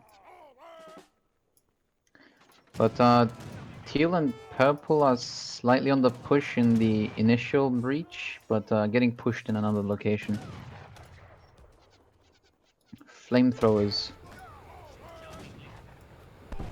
Let me check population. China's actually down 60 pop. Okay, back again. Okay, there we are. He's training again. Yeah, he's sending in those infinite flying crows. Oh Got a yeah. few of those shipments on the way. And he's got tons of redcoats. I like the combo. Flying, you basically get Brit, Rocket, and Musk as China. That's how OP China is. You get Brit's best combination as a different civ. Oh man. I guess they're not Imperial, but How are flying crows and rockets in terms of damage? Are they like about the same? it's a great question. I mean, I would assume they're similar. I wouldn't know the exact specifications. That's a Dan's little question right there. But in terms of just feeling it out, they both feel really good. I think I like the rockets a little more. But the flying crows do shadow tech. So it's a big perk for them. Well, I guess we're just gonna wait for Purple to send the infinite rocket shipment of his own. Yeah. I can And, compare. Yeah. I just personally love the rockets and flying crows because they're splash damage focused. So they're good at taking down any units across the board. They're kind of just good overall. I'm just enjoying the orange navy in the north, just not knowing where to go, just going left and right. The the thuggy thing, the marathon Oh catamaran. no, yeah. they stopped. All of them were just Oh. shuffling left and right. What are they Literally all doing? of them. They stopped now, but yeah, it was kind of That's funny. funny. That is funny. But look at the flamethrowers now. It's all infantry. Packing the heat. Get toasted. Not really any artillery other than those guys. I'm really surprised there hasn't been more. Oh, here come the flying crows. What am I talking about? There He we just are. interrupts exactly what I'm talking about there. Huge masses. That 5 of them. Looking absolutely delicious. Oh, you're making me even more hungry now. I'm gonna go Oh, make myself some toast after this, probably. Should probably eat some of these purple coats.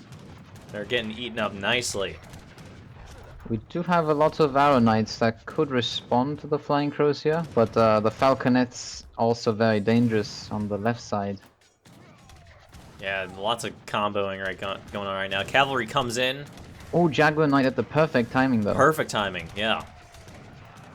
This is the kind of action I want. I love it. Is able to take down, I believe, 2 crows. Yeah, that. Oh, actually, it might live. Oh, it does live. Ah, almost. It was literally on 2 HP or something. 2 of them are up. Rockets are here. All right, so we have rockets. They're not Imperial. He does need to get the Imperial upgrade, but the shipments are starting to come in now. 423 bombard attack with 5 splash. Let's see what the rockets are. I'm very interested in what they are. Yeah. They're both not Imperial, so I guess it gives a good comparison. 300. The Flying Crows do a lot more damage. No, the Flying Crows are Imperial. They Shadow Oh, Tech they up. are. Right, Yeah. right. So the rockets aren't yet, so we'll have to wait. Hopefully he gets that upgrade from the factory soon. Force Splashed. I wonder if that goes up as well, does it? Or is I it don't think it does. I think it stays. Maybe it does go up. I'm not 100% sure. Another Flying Crow. The range is the same though. But the Flying Crows do have that malice against light infantry, while the rocket just blasts the 300. Yeah. Yeah, rocket's just like, I don't care what you are, you're getting hit. Pretty much. That's why I love it. You can be cavalry, I don't care. Yeah. You're now flying cavalry, pretty much. It's quite satisfying to use. I love just having a huge mass and then someone comes in with like dragoons and it just toasts the dragoons because it doesn't care. One of my favorite things about this game is just having this amazing cannon shot that just blows everything away. I just love the infantry doing multiple rolls across the map. Fantastic, isn't it? I can't wait in the definitive edition how it's gonna look. It's gonna be even better. I hope so.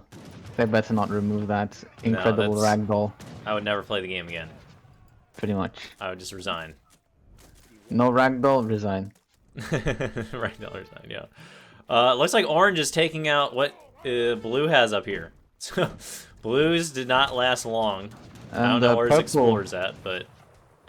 Purple Navy is also getting contested, but not really. Yeah, the Royal Navy better not go down. How many villages is that actually for France here? Oh, he does have a lot. Wow. 44. He's back in. He has gone up very quietly, but consistently there. But it's just orange. Look, he's not happy. He's after them. Yeah, you spoke of it. The revenge. Oh, and it's not life rafts anymore though. They're pretty much hostile now. Yeah. Man, but speak of it though, yellow and orange are taking over half the map. Yep. Like that shows you have to eliminate someone in free-for-all. You cannot let them have any chance of coming back. You gotta go for them until they're down. Especially the players that have been taken out pretty much, they're a lot more aware of strategies they need to take to make sure that they can actually make a comeback. Yeah, it's true. So they're not doing what red and blue did. Well, I mean, they did try to actually finish red and blue, but they will not leave them alone, no matter what.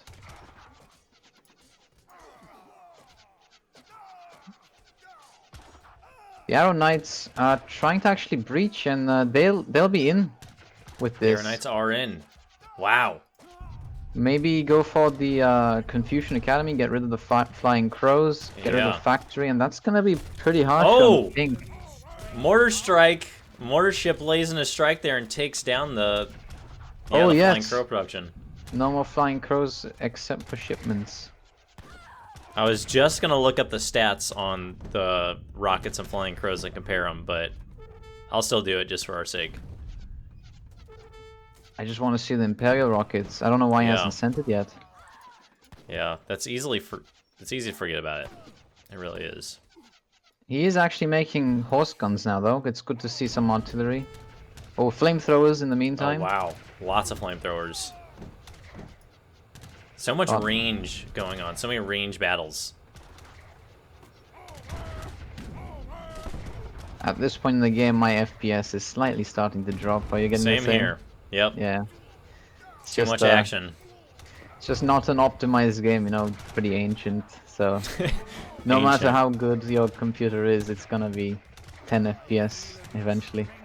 Yeah. So I'm really excited to see what Definitive Edition does with that. Will they clean up all the codes and make sure the late game goes smoothly? We'll see. So many possibilities. I mean, if people have been playing this for 15 years, I don't think they can go wrong. Just do something. Yeah. Make it 30, you know? Yeah. So the rockets are, I guess, they're still being sent in. All right, so we'll see what he decides to do with them. The horse cannon are coming in nicely, though, in the back here. The pressure is really on, but so is the defense. Lots of cavalry coming out. Oh, going right into Jaguars, though. That's not good. That is not good at all. Although at this point he does have the opportunity to stealth and go in rather than just straight in. He does. Or maybe Brits would do a nice Hussar mass and just run wild. Yeah, the pressure is on. Oh, the mortar ship actually just got annihilated by that fleet. Look at that. He's got... Yeah, they're just parked on that shoreline. He's like, you're not coming here ever again. They're still just facing where they sunk the ship. Flying crows again. Looks like the shipments arrived. Getting a bit close to the redcoats though. Hopefully doesn't lose them too easily. Yeah. So many fine lines in this, but there's always so much going on. You never really know. It's hard to stay on top of it all. It definitely is. But Pink's doing a very good attempt to rebuild the wall while Teal's entering. Oh, he's actually gonna pull out of that to fight the Hussars. No, goes back in. Good. And then Green in the same time is actually entering Teal and Purple's base, but it's still the military lines, not the villages. Yeah. 4,000. I see it. 4,000 wood. Yeah. Sent to Teal from Purple. Which is interesting because he's just made longbows, so I don't know why he's getting rid of his wood. Oh, maybe he's trying to make a navy? Oh, I'm sure, yeah, he's probably trying to make ships. Yeah, probably. And naval presence going. He's like, I need some help, man. The Royal Navy's not cutting it anymore. Well, yeah, going for longbows. Not sure how that's going to play out. I just gotta be careful for the flying crows, probably. Yeah. The porcelain tower has been taken down. So that was a successful attack there from Teal in that aspect. But the huge China mass is coming together again. Maybe a good counterattack time. Also got some villages down. So that's a small hit to the eco, but every bit counts in these games.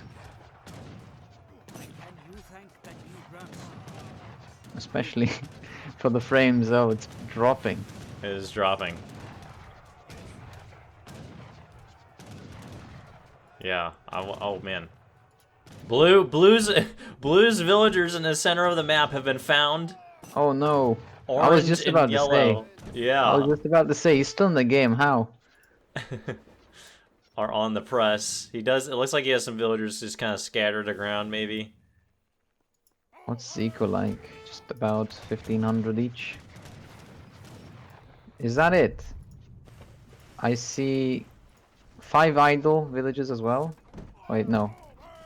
5 total villages. So there's 1 wood gatherer. Oh, there it is, between the walls. Epic placement right there. I don't know if that's gonna be found. That's awesome. Imagine if he builds a TC there and somehow gets going again. Yeah, just respect to him at that point. He's doing his best. Yeah. And unfortunately, the second last villager was killed. And looks like the push from Pink is being halted here. I don't see Green. Probably the Jaguar Knights got recently finished off. Yep, there they are, back again. And looks like the walls will be rebuilt by Purple, although it's not upgraded. This guy has age. Wait, what? Oh my goodness, this guy's in the ancient age. What is he doing? Upgrade? Is he me? That's what I do. I don't upgrade the walls at some point, and then everyone's like, upgrade your darn walls. I'm like, I don't need walls anymore. Who needs a wall? Bold. It's either I go all in with the walls or I don't do any of the walls. That's how I feel most of the time. Dude, that's a lot of Arrow Knights. Yeah, you were saying that. That is immense amounts. But then you also have to consider that every single Arrow Knight could have been 2 of any other unit, you know? That's true. It is very true. I'm just looking at Squamage's eco actually. Yes, orange. Oh boy, he's flying. Yeah, they are looking good right now. I think I'm favoring these guys at this point. There's just so much map control. You know, they have already been battle hardened. Like, they're ready to fight. They're just ready to go at this point. And they have the entire map for themselves. And Yeah, now that's it's a incredible. good point to check if they actually have military and rice. Look at that. There's just rice paddies and military buildings everywhere. He's ready to flee if need be. That's amazing. Yeah, very spread out eco. That is. Did you see the junk ship mass? It just destroys my frames when I go to the bottom right. Junk ship mass. Oh my goodness. Yep, that is destroying frames. And you got some fire junks there too, yeah. Oh, mortars, howitzers, finally. Gonna go for the walls. But huge cav masses here coming in too. Man, so much going on. There's also riflemen kind of holding the line before the artillery here. Green also pressed through Teal's walls. Oh yes, he's in. Although I think that's going to be dealt with shortly, since the arrow knights have also been made. Back and forth pressure from both these teams. Is someone going to get the upper edge, or is purple and orange, is yellow and orange at some point going to come in and sweep through? We'll have to find out. Looking forward to this. Purple is completely out of wood. Let's check his teammates. Still 4k wood for the Aztecs. Yeah, continue to send in those infinite shipments. Being very handy at this point. Really disappointed he doesn't have the Imperial rockets. I think that would kind of be a game changer if he could get it upgraded, but he's just well forgotten at this point. But then again, Pink has really transferred into making iron flails and meteor hammers for the past couple of minutes, so probably shouldn't go for rockets anyway. Well, they do train automatically, but gotta be careful for the cavalry at least. Yeah. That is the Eagle Runners though. Yeah, really back and forth action. We're getting Mace and Coyote Runners. Do you notice something in the map? What's going on? Oh my goodness, blue is back again, dude. This is like round 4. The persistence. I don't know where his Explorer's been this whole time, but my goodness, is he persistent. Where is he getting the wood? I don't know how he's doing this. He doesn't even have any villagers. Oh, Orange's army is mobilizing the whole... Oh, is he attacking blue or is he attacking teal from behind? Or backstabbing action? I think he's going for blue.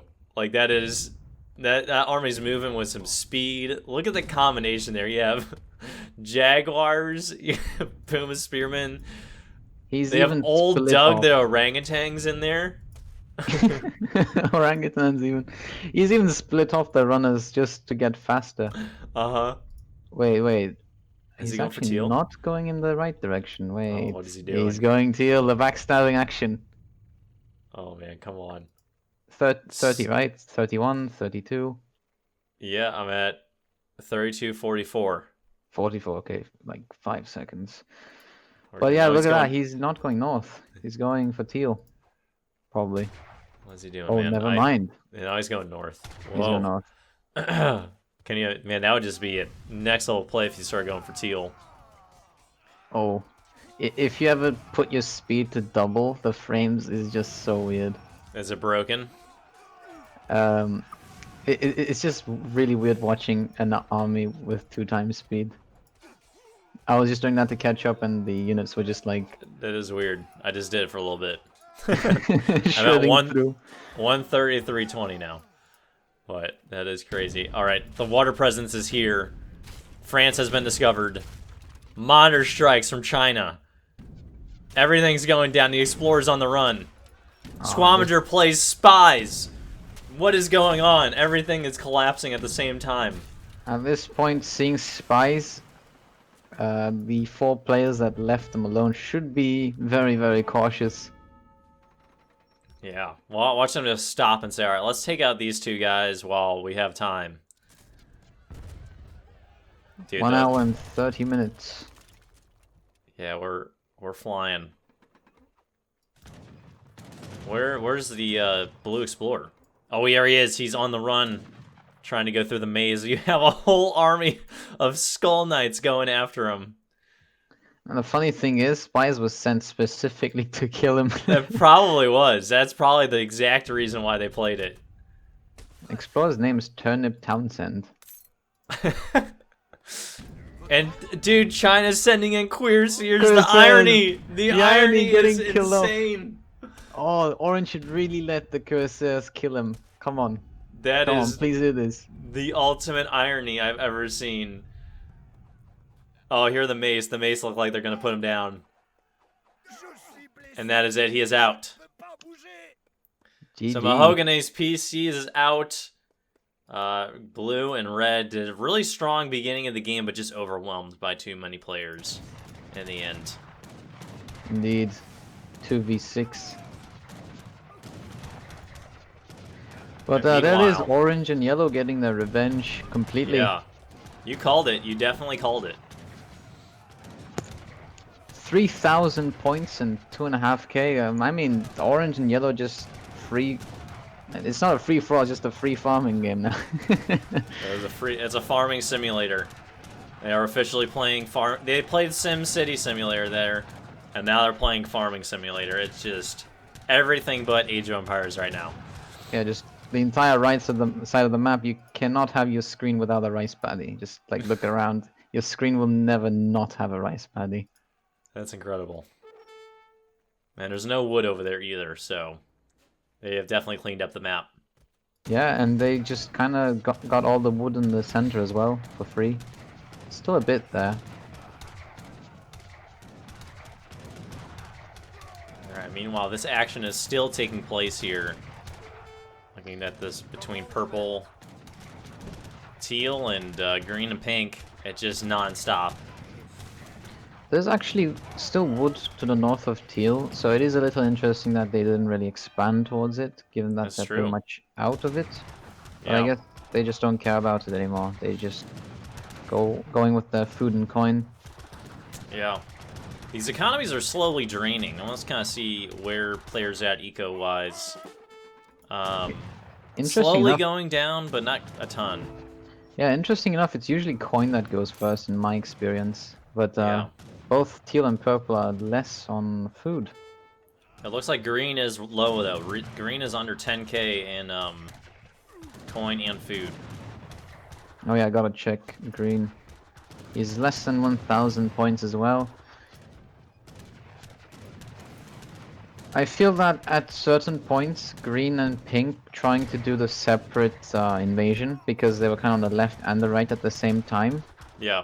Gave the advantage to teal and purple a bit, because their armies could rotate a little faster.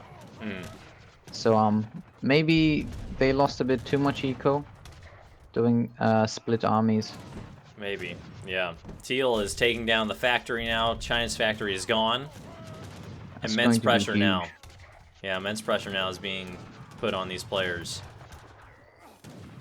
As well as to our frame rates. I can't imagine playing it. Can you imagine a lag if they were playing it? I mean, I'm a person that really loves to micro around. Yeah. If I were not able to micro my goons and skirms, I'd be furious. Come on, DE, you can fix it. You've heard all of the fixes that we want. I want my micro. We want our micro. And delete France, and I'll play it until I'm 90 years old. There you go. You've heard it from us.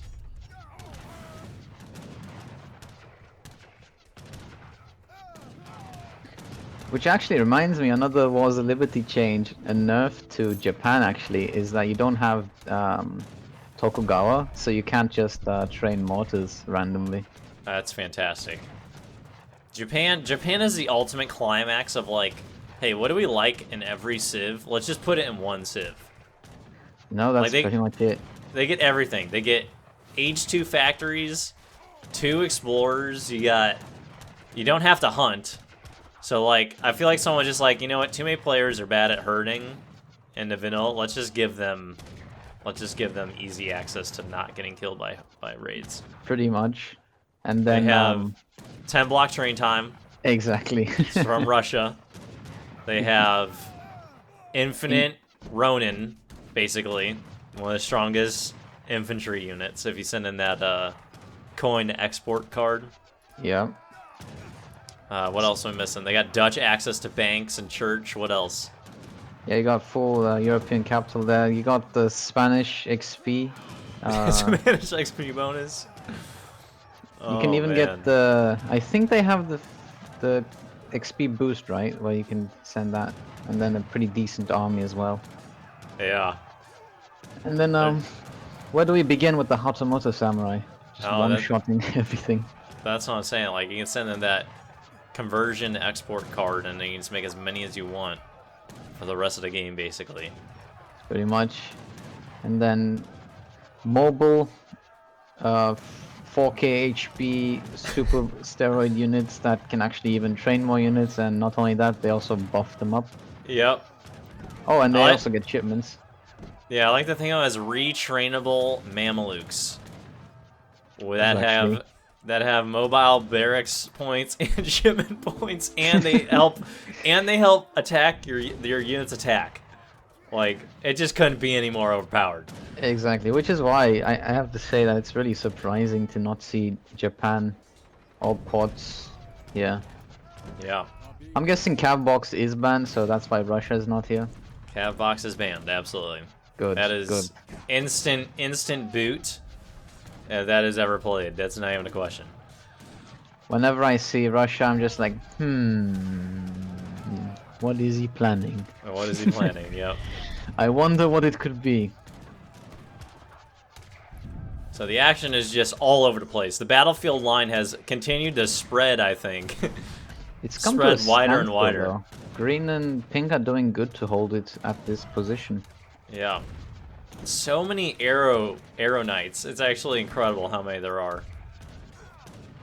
Jaguar Pearl Knights are actually doing really good work a bit north here on the side, because they also have the heavy infantry multiplier. They're just so good in this fight against the Redcoats and the Hussars. Rockets, unfortunately, still not Imperial. Yeah, it's a bummer. Yeah, Green's sending a few. He does have a few invisible Jaguar Prowl Knights. Oh, there it is. My FPS is finally Imperial Age at 5. There, there it is. I hope that when one of these teams resigns, that it just picks up dramatically, but we'll see. Oh yeah, there's always that one really laggy play at the beginning of the game. Yeah. Where he can't do anything, and then everyone just rushes him. Yep. So they can play the game. And they're always like, they always have the red ping in the lobby, right? But then they're like, oh, it's okay, guys. Like, it's all right. And then as soon as you get in the game, you immediately regret it. It's always a lie. It's just... And then it's just, you kind of blame yourself, you know, I knew it was going to happen, and I still went in. Why did I do this? And then you're in for like a 3-hour pain. 100%. Quite a few rockets here. That is hype. Yeah, they're massing up there in the back. They're trying to get 4 bases put together here, but it's not really helping them as much as I thought. I'm liking the outposts though. Yeah, that's very helpful. Yeah, as well as the noble huts, getting that extra damage, very good strategy. But extra eco would be very helpful when we look at yellow about to hit 3k as well. Wow. Yeah, this definitely think that orange and yellow are gonna pull through here. Like they're gonna have everything maxed. They're gonna have enough eco to not even have villagers. It's just gonna be too much. Look at the north. I just did math, and Thuggies are just chilling, and then on the bottom right, just got the entire Chinese Navy chilling. Yeah, that's amazing. Actually, don't go to the Chinese Navy. It drops your frame rates back to the ancient era. Drops too many frames. Oh, cavalry, yeah, getting rockets taken down there. Yeah, and Oh, also where are you at? South? Teal's Arrow Knights are getting really caught here by the flails on the left side. That's gonna hurt. Yeah, he did take down the other wonder that Pink had. So Pink is on his last legs. Oh, not good. In the meantime, I can see green below 10k each resources. Hmm. How's Vinny doing? Still 15k food, but coin is not looking too great. Yeah, the run low. You know, in those long games where your coin is below 10k, it's kind of going bad. Yep, that's code red. Man, this guy has so many Arrow Knights. I actually want to see what his eco is like. He has... Alright, I feel like he has so many more Arrow Knights than normal. In ESOC patch, are they one population? I actually have no clue. They might be. Oh yeah, it says one pop right now. They probably are, because Look honestly, at that. there's no reason as to why they should be two pop. But looking at the UI right now, it's one pop, so it should be the ESOC patch. That makes sense. I can't wait to see someone in the comments immediately typing when I say at the very beginning of the video that they're two population. Hey, this is on ESOC patch, they're one population. If you didn't watch the whole video, shame on you. No, it's okay.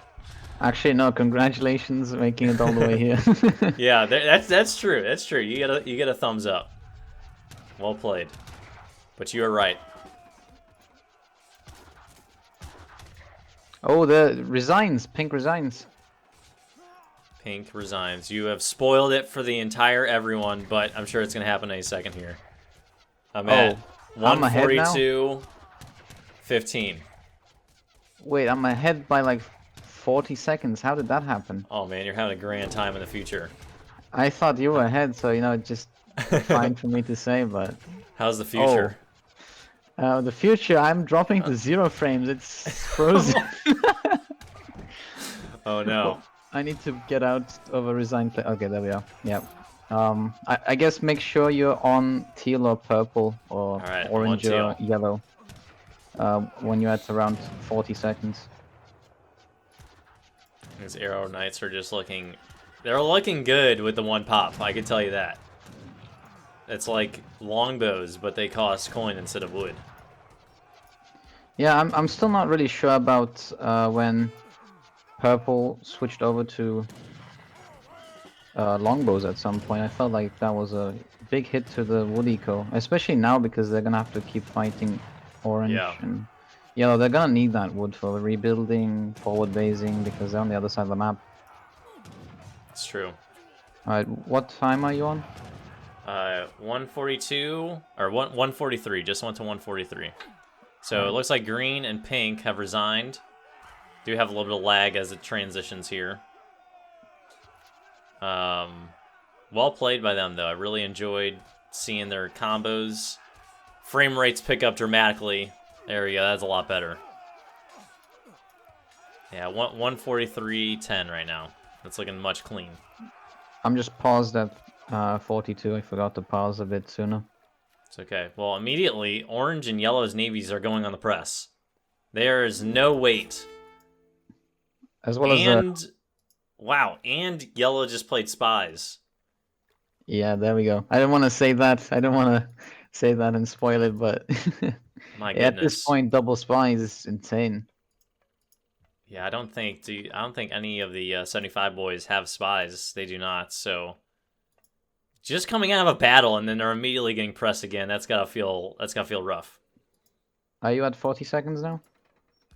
143.45. Alright, perfect. I can resume. Looking It's also good. interesting that there's a blue town center foundation that you can see on the north, but there's actually I nothing. want you to remember, never forget. Never forget blue. Look at that, just both navies about to converge on the purple navy. Oh my goodness. This is where the Aztec canoes come in handy. They're like, okay, so we get a orange fight, but no, the yellow army is actually coming up as well. Oh wait, he's actually attacking green. That is immense naval presence. Like at this point, if I'm purple, just extreme demotivation. Ooh, center of the map, Corsairs. and heavy cannons. Oh my goodness. Rockets are still not Imperial, but we do have Imperial heavy cannons. Love that. What a combination here. It's always so satisfying going industrial, getting the 2 heavy cannon shipment, and then everything just explodes. Isn't it? That's so good. So, the Purple Navy is completely gone. 100% gone. Chance. No chance. Now you got orange and yellow on the blockade of the water. I wonder if the fire junks can actually hit that town center.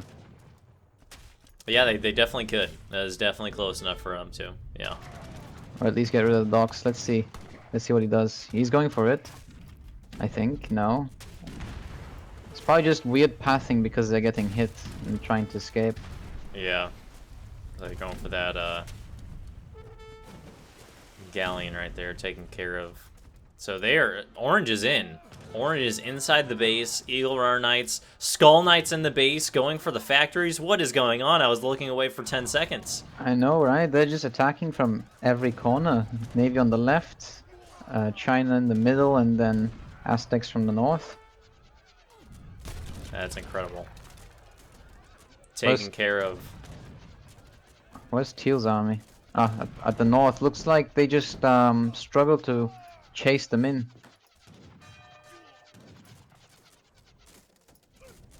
Wow. Speechless.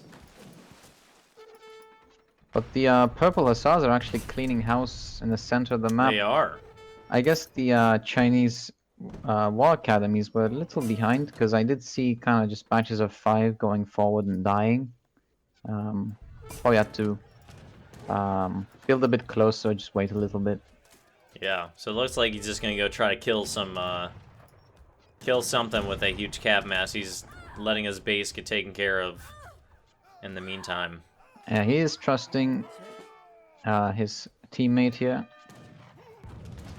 But he is losing a lot of villages. Minutemen actually coming out from that town center. What a play. I want to see Imperial Minutemen in Definitive Edition, please. I'd love to see that. 26 damage, yeah, that's not really gonna do much. Then again, the Arrow Knights are 22. Yeah, Arrow Knights have been probably the most made unit in this game. Are we able to actually see post-game stats? I think we will be able to, yeah. Good. Be I am quite curious. Yeah.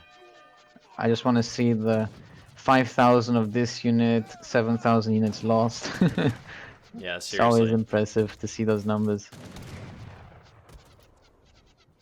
Because, you know, it just doesn't feel like it. You're like, what? There's that many units?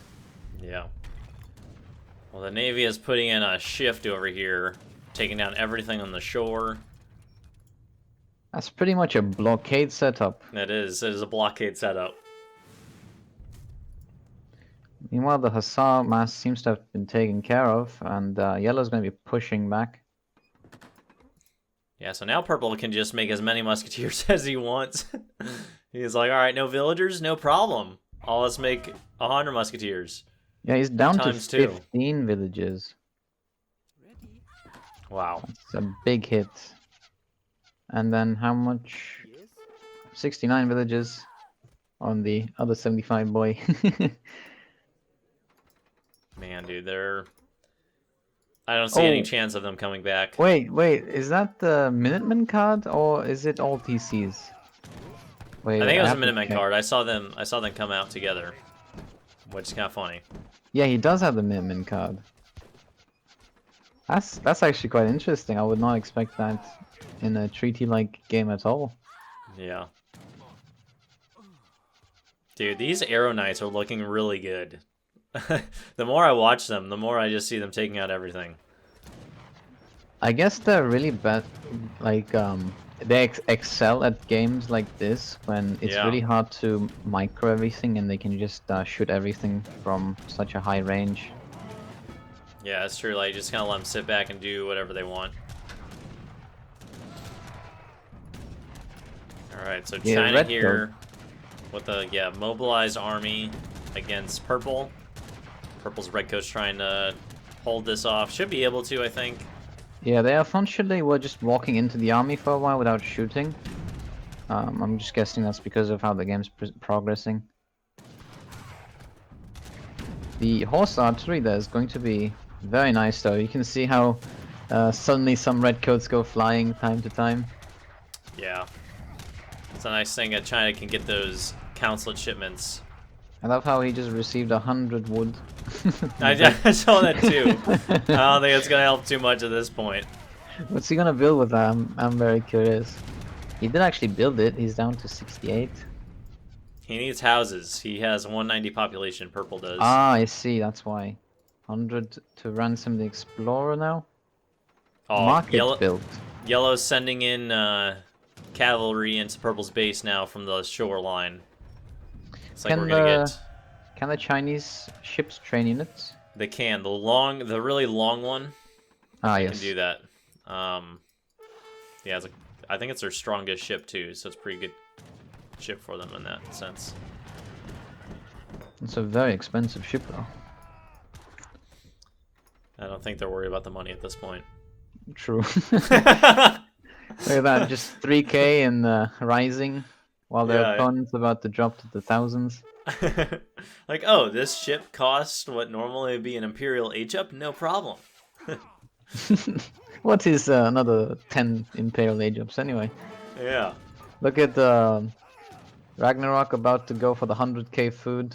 And let's check Scrummager. Very overall balanced. Everything kind of beyond. Okay. I mean, yeah, China's eco is just showing how ridiculous. I mean, Aztec too. Wow, just showing how strong their economies are at this point.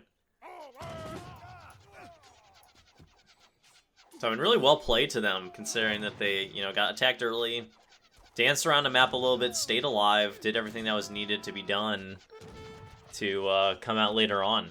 Shows that you just never give up and you have a chance. But let this also be a lesson to all the tournament players. Just be aware it's a tournament game, and they might come back later on and do exactly this while you're just letting them pretty much freely boom as they wish. Yeah, you gotta put all your players to bed if you come up against them. So Purple trying to take down all of these war academies. Still has a decent eco in terms of his stockpile. He's trying to retrain all these villagers. Surprised he doesn't buy more wood and get some more town centers out here. Transcendence also being used to heal.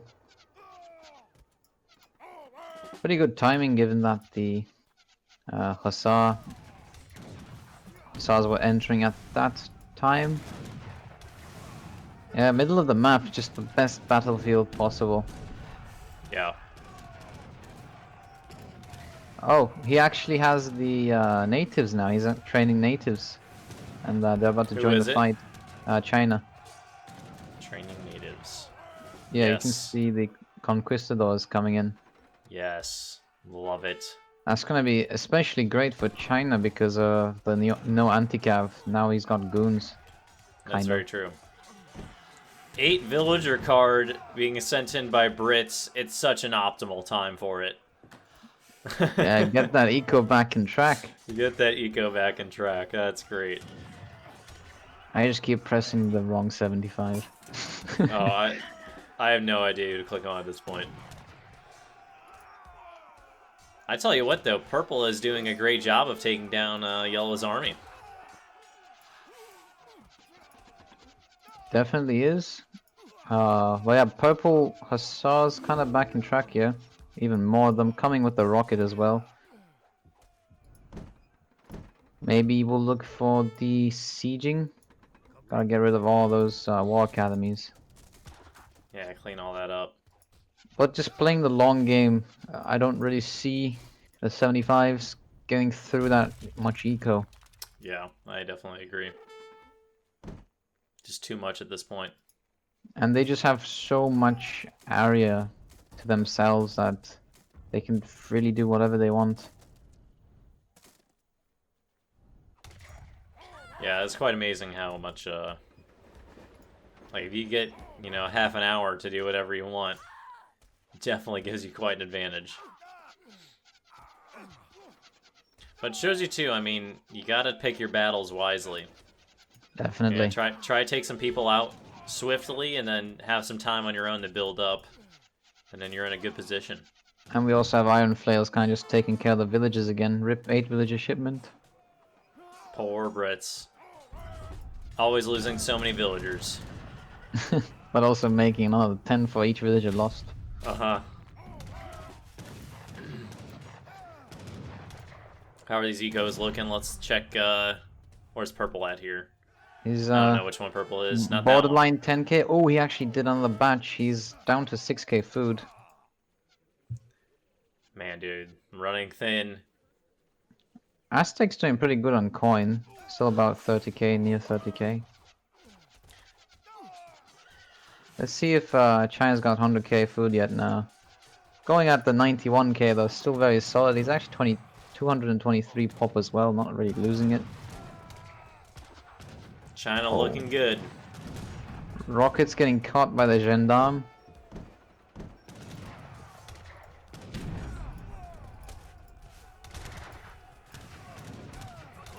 Yeah, his heavy cannon are doing really good for China. You know, having that ranged artillery is a great advantage. I guess that's another reason to really be annoyed with the Asian civs. You're like, why are they getting European units? Who thought of that? Who thought of that? I mean, it's really cool, but yeah, definitely annoying at times. I mean, French consulate is already as annoying as the civilization. Oh, man. Getting cuirassiers, really? Yeah, that's something else. And Iroquois get them as well as a shipment. Yeah, the 500 coin mercenary and the 500 coin for a cuirassiers. Like, one costs 300 coin. Who thought of that? Exactly. Why? Things that I have questions about. With the already incredibly powerful, maybe even overpowered rush that they have, and then you're like, oh, well, guess I die. So you never ready up versus an Eero. Definitely. Tons of flying crows entering the battlefield for China here. Looks like he's really comfortable with this ranged army. Knows that Purple here is running absolutely bone dry on resources. He has no more food. Really? Let's check that. Oh, just 1,000 left. Actually, 0. He's used the last bit. Probably making red coats. 0. The 2 rocket shipment. But they're still not Imperial, are they? And he probably lost both factories, so you won't be able to upgrade them anyway. That is true. Big L's feeling bad for him, but it's a part of the free-for-all experience. Should have just killed them when he had the chance. Yeah. So it looks like it's running dry. China now getting a good mass, getting those war academies back up. Orange actually dropped from 3,300 to 3,000. Yeah, He's gone is... rather eco, like heavy here.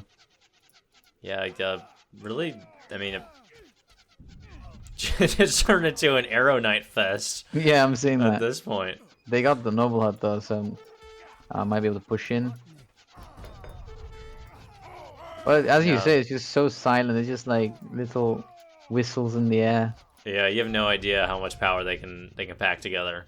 Now they're one population. I'd say they're a fantastic unit. They're looking really good. Yeah, I hope Definitive Edition takes in a lot of the ESOP changes. But, yeah, I think they would. I'm sure they would. Yeah, I'm pretty sure they'd listen to the competitive community as well. Yeah.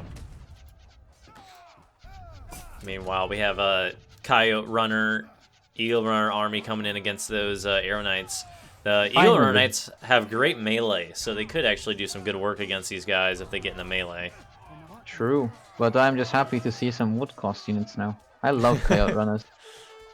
Yeah, they don't get featured enough in these late game matches.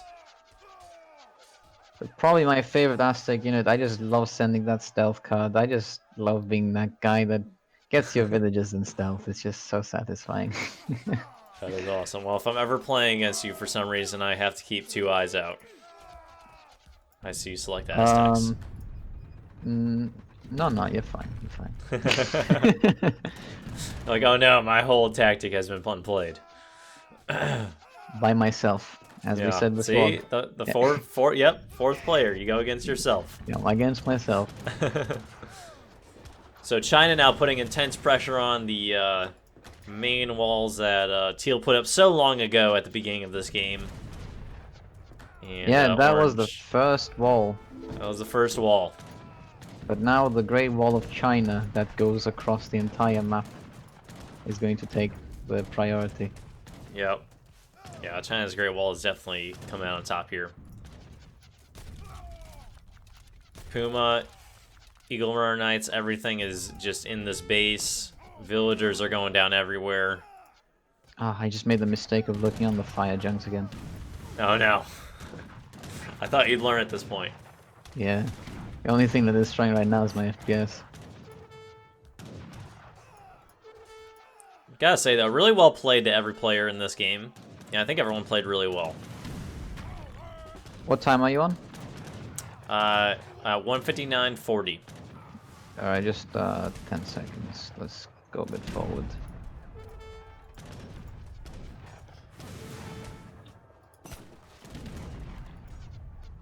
Purple Hussars are gonna catch the artillery here pretty nicely though. Yeah, I get a good trade there.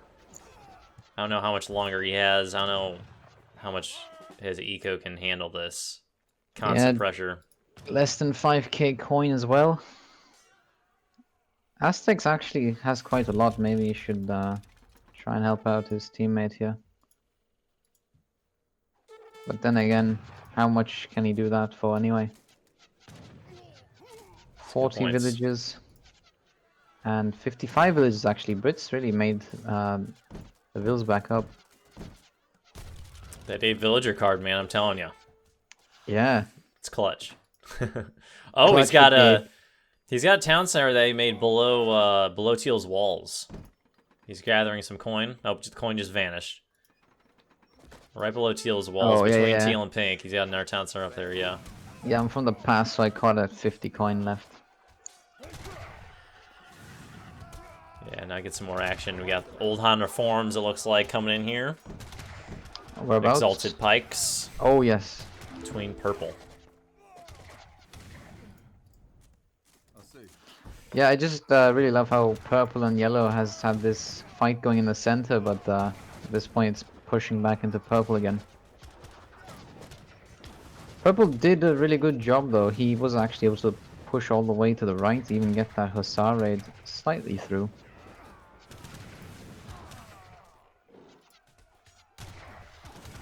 Yeah, he has been doing some good work this whole game.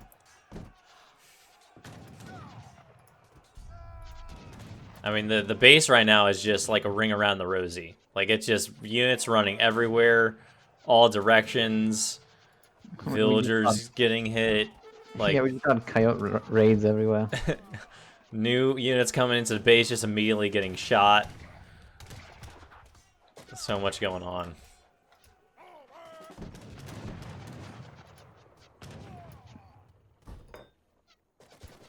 What was your biggest surprise in this match? France losing. Well played. That's fair enough. That was sarcastic. My biggest surprise. Let me give the thoughts. That's probably the least surprising. Yeah, you expect France and free for all. Everyone to turn on France. Not too surprising. There it is, slinging 5k food and coin. Oh, I did glimpse at that. Who was that? Oh my goodness! Look how many shipments Teal has in queue. Yeah, just one. Was that like 10k, 15k coin? That is 10k coin in the queue. It might take a while, but it's coming. That's awesome. Oh, he just had 1 million fattened goat come in. I don't know where that came from. Was it the? Maybe China sent that card. Kind of the northeastern part of Teal's base. There are some goats, war goats, we'll call them. War goats, yes. The fray. No, it belongs to the Aztecs. Yeah, I think probably China, or I guess no. I don't know. Maybe they grabbed that from China's base or something. I have no idea. I have no idea where those came from. True. Or maybe he just trained them and sent them in. I want to see China getting the 100k food before this ends, though. He definitely should, shouldn't he? He's got Curses again. Going into the redcoats and the horse archery, but just kind of running into the units. Yeah, there's been a lot of that, hasn't there, today? Just so much madness. Probably the lag has a lot to do with it, I bet. Of course. And just fighting on so many fronts, you click from a building and you just kind of forget about it. Yeah. A lot of coyote runners coming in. War goats are not doing the best right now. They need to pick up their pace. Quite disappointed in our attack. It's 0. Oh, they're moving along now. Maybe something? No? That's disappointing. They should give them one attack. Like, they should definitely just, like the war sheep or something, give them one attack just for laughs. You chase them out of your base. You do 1-1-1-1-1, and then they get converted to the opponent. Trade monopoly victory has started. Oh, I'm in the past. 204-32. 32. Not too surprised. They're trying to limit the time left in this one. It is one of the features I do like about Age of Empires 3 is that there are different victory conditions. Yeah, it's kind of refreshing. Especially with those opponents that just don't resign. Yeah. But it's actually been... I haven't seen a trade monopoly victory being called in so long. Well, welcome to the SamuraiRevolution channel. We do that madness all the time. We are crazy over here. Trade monopoly victory or nothing. Yep. 98. Even better is when you compare the trade monopoly with the revolution. That's next level stuff at that point. Yeah, the proper revolution. Yeah, we were saying China's almost at 100k, closing in at 99k. Yep. Food. I want to see it. It's no surprise. The Chinese economy just carries in this game. Yeah, getting a factory is insane for an Asian civ. They have 3 factories. They have the porcelain tower.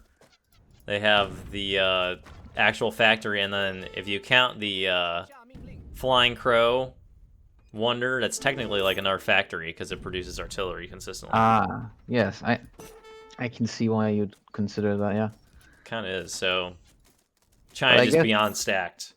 I guess also going for the French consulate, that gives you eco gather rate, right? Of course, it probably does. I don't know, but France sounds like that's what would happen. Yeah. In Wars of Liberty, some of the bonuses and consulate countries have been switched around, so okay. I'm not gonna just make a wild guess. Sounds like something that France would do. I remember. Oh, that is 100k food. There we go. Congratulations. Well played. Congratulations. Most Best resources. Eco. Yeah, best eco for yellow here. Peace award goes to pink and green. Just well played overall. I guess comeback award as well. So 2 awards. Yeah, and comeback award. Persistency from blue. Yeah, definitely. The Arrow Knights never yielded. Yeah, I can't wait to see how many Arrow Knights are played in this game. Oh, they're trying to take down these trade posts. Oh, yeah. The artillery is also moving back, trying to catch with the redcoats. One has been taken down. Yeah, we just got these flying crows trying to chase the redcoats. You should probably detach the horse artillery. Oh, there it is. It actually goes down. Teal got it. Yeah. Well done. I think they just wanted to at least not lose with the trade monopoly. They wanted to have that respect. Yeah, trade monopoly is always annoying. The best is when so one time I did the 1v7 against the Expert AI, like 1 versus 7. Oh yeah, I've seen that one video.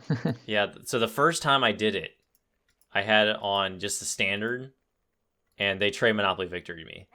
I'm like, all right, this is not happening. So then I just did it on classic without it. But it was pretty funny because I was like, the AI can do that, you know, like they're that smart. The AI actually tends to always trade Monopoly. Like, Exactly. it's so annoying. Like get like 10 minutes into the game, trade Monopoly Victory. You break it, Yeah. and then 2 seconds later, trade Monopoly Victory. That is funny. The AI, of course, has the advantage of being able to move all the units at once. So yeah, just getting the trade post immediately once it's down, and then yeah, trade Monopoly Victory. Yeah, that's true. Oh, I want to see the Flying Crows hit the Arrow Knights here. The Horse Artillery is also hitting them pretty hard. Yeah, I don't think the Horse Artillery upgraded, so it's not as good of a splash as it could be, but it's still satisfying to see flying in. Absolutely, yeah. My favorite is I was playing a free-for-all with Japan. That was a stream that someone requested Japan, and then someone in the comments was like, because they had little bombards on the map, yeah, like do a little bombard and Ronin combo. Mm-hmm. So I was like, oh, absolutely. And one of the guys on the map was France, and so this guy runs up with all these cuirassiers, and I have like 10 little bombards, and they hit the French riders off the horse. Like the cannonball would hit him in the stomach, and then he would fly off like across the map. One of the most satisfying moments I've ever seen. It was great. The fact that it was a French cursor just makes it all the better. It makes it all the better, yeah. I'll have to, if I can remember, I'll snip that onto this. I can go find that. That was fun. Now just all the cleanup. Go ahead. Yeah, I can imagine the Lil Bombard and Hatamoto Samurai combo being very deadly. It's as extreme as you get, basically. Those units pretty much just one-shot everything. They cut you like paper. They do, yeah. And they siege everything like mad. Oh yeah. I've had this one 3v3 game where my 2 teammates resigned, and then the other team started to kind of troll. One of them revolted, one of them was just like not really playing, and then I was Japan, just made Hatamoto Samurai, and then the entire army was dead. I was like, okay. That is amazing. Did you win the game? I actually won that game 1v3. I'm not joking. That is Japan in summary, ladies and gentlemen, if you wanted to know. But if the guy that revolted didn't revolt, I'd probably lose. I was sure. Yeah. Because the 2 teammates were fighting. I was just aging up, being that teammate kind of. You're the boomer? Oh my goodness, we have ran into the boomer. No. but the reason was that they were taking fights they shouldn't have, and I was like, that's fair enough. I'm not running my cavalry into the pikes like you guys did. But you ended up winning, so you fulfill the boomer stereotype of just going Imperial and then carrying the whole team, even if your team doesn't exist. Sure did. But, so Teal is out. Teal just resigned. Sorry. Yeah. Into you there. No problem. No problem. And it looks like I don't know what purple has left here. He has villagers in Green's base. Gathering food. That is a last resort. Right there, and he's got his royal guard of 10 musketeers defending them.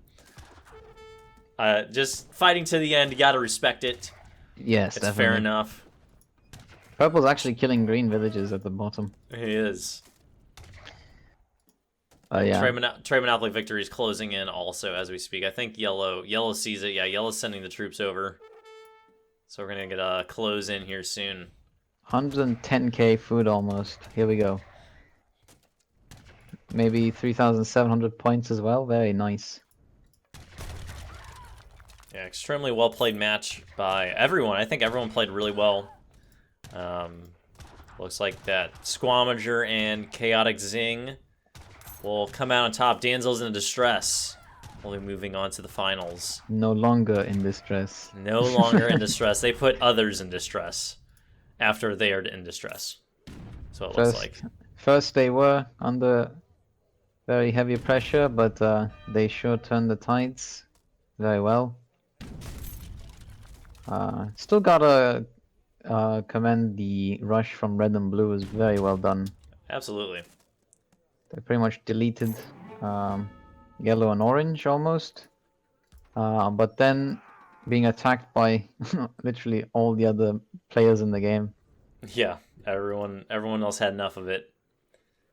You just gotta play Yeah, your cards carefully in free for all. It is as much of a diplomacy game as it is a strategic one. sure is. I remember our free-for-alls in Wars of Liberty when we'd kind of be allying. Yeah, it's very strong because like then at that point, you know, like the other person isn't taking casualties. You're talking about like the diplomacy feature, right? When we were playing FFA in Wars of Liberty, Yeah. it's been a while though. It's Which really one been a was while. it? Do you remember what civ I was? Oh, good I don't question. remember. I think you were Korea. Was it during the live stream? I think it Mm, was. And then the guy was playing Austria and yes, just would it was not die. Austria. Yes, I was Yep. playing Ports, I think. Yeah, I did not know how to kill the guy. Yeah. It was actually Ragnarok's map with very low wood, and I was Oh just saying to yes, the myself, oh no, he picked Korea on the lowest wood map. yeah, it screwed me over, but it was a lot of fun still. Curry was a really good civ. Yeah, Korea is even a bigger boomer than China. They have this nice little boost that you can send from the houses, where your explorers get a trade, a eco gather aura bonus. Wow, that's amazing. And that is it. I just Yeah, finished the recording. just right now as well. Oh, it Yeah. kicked me off. So we can see the stats, Let's see. View post game. can we? Yes, we can. I can see him. Oh no, it made me go all the way to the other Can you end. see him? All right, I can share some to you. So total store chaotic zing in yellow here with 3,798. Second was Squamager 32,000 or 3,200. Excuse me, Did you 35. actually screen share? Should be easier. I could, yeah. Nice.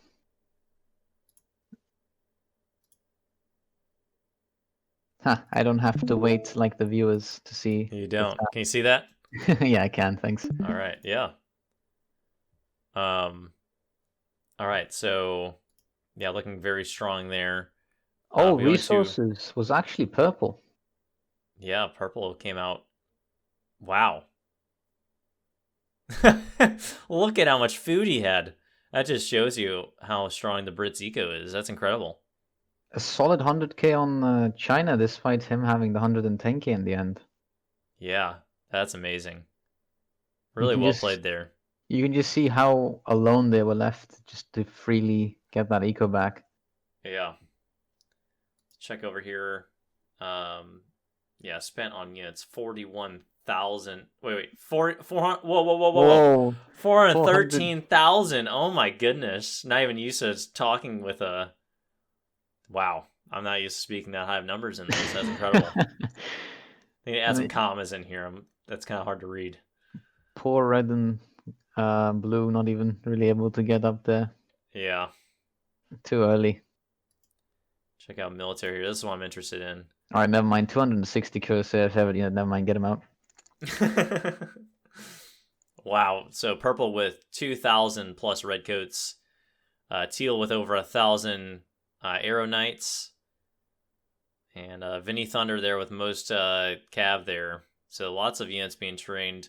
Not as many Eagle Runner Knights as I would expected, but a lot of arrow knights. Yeah, that's actually, you asked me what surprised me the most. That actually is what surprised me the most. Just arrow knights. Why? Yeah, I agree. I was expecting jaguars and eagles. Yeah. But I guess that's the best option to deal with infantry because everything else is food, right? I mean wood. Sure. Yeah, the mace and those are coyotes, yeah. Let's check Got all resources gathered. I want to see this. Yeah, look at that. Purple, above and beyond. Purple did really, really well. Very impressive. Can we actually see villager population? I'm curious as to how quickly each player boomed. But yeah, you can see how red and purple did very well. Yeah. Just went for that water boom. Orange Purple coming up was a little bit later with all the ships too. So you saw how many ships that Orange had even when he was taken, attacked. yeah. But yeah. Check out, let's see his military account with these. Yeah, I always love seeing these Aztec unit pops here. 205, just there. Just staying up there for a little bit. Green had a lot too for a little bit. Any other ones that we should look at? Yeah, in between the treaty period, I guess, when no one was attacking orange and yellow, I saw the population just pop cap. They were just sitting still with the Aztec big buttons, just ready. Yeah. Now you can see the score boost. Like, look at that recovery, just through the roof. Exponential almost. That's incredible. Well, really well played. Really enjoyed this this free for all. Thank you so much again for joining my friend. I will link your Twitch below, of course, your YouTube, and yeah, we'll see if everyone approves of you or not. I'm sure they've enjoyed it. Yeah, thank you so much for this opportunity. It's been a lot of fun, and hope everyone that's been requesting us to do this collaboration is satisfied with this video. So yeah. Awesome. Thank you. Yeah, thank you guys so much for watching, and we'll catch you in the next one. Take care. Have an amazing day, guys.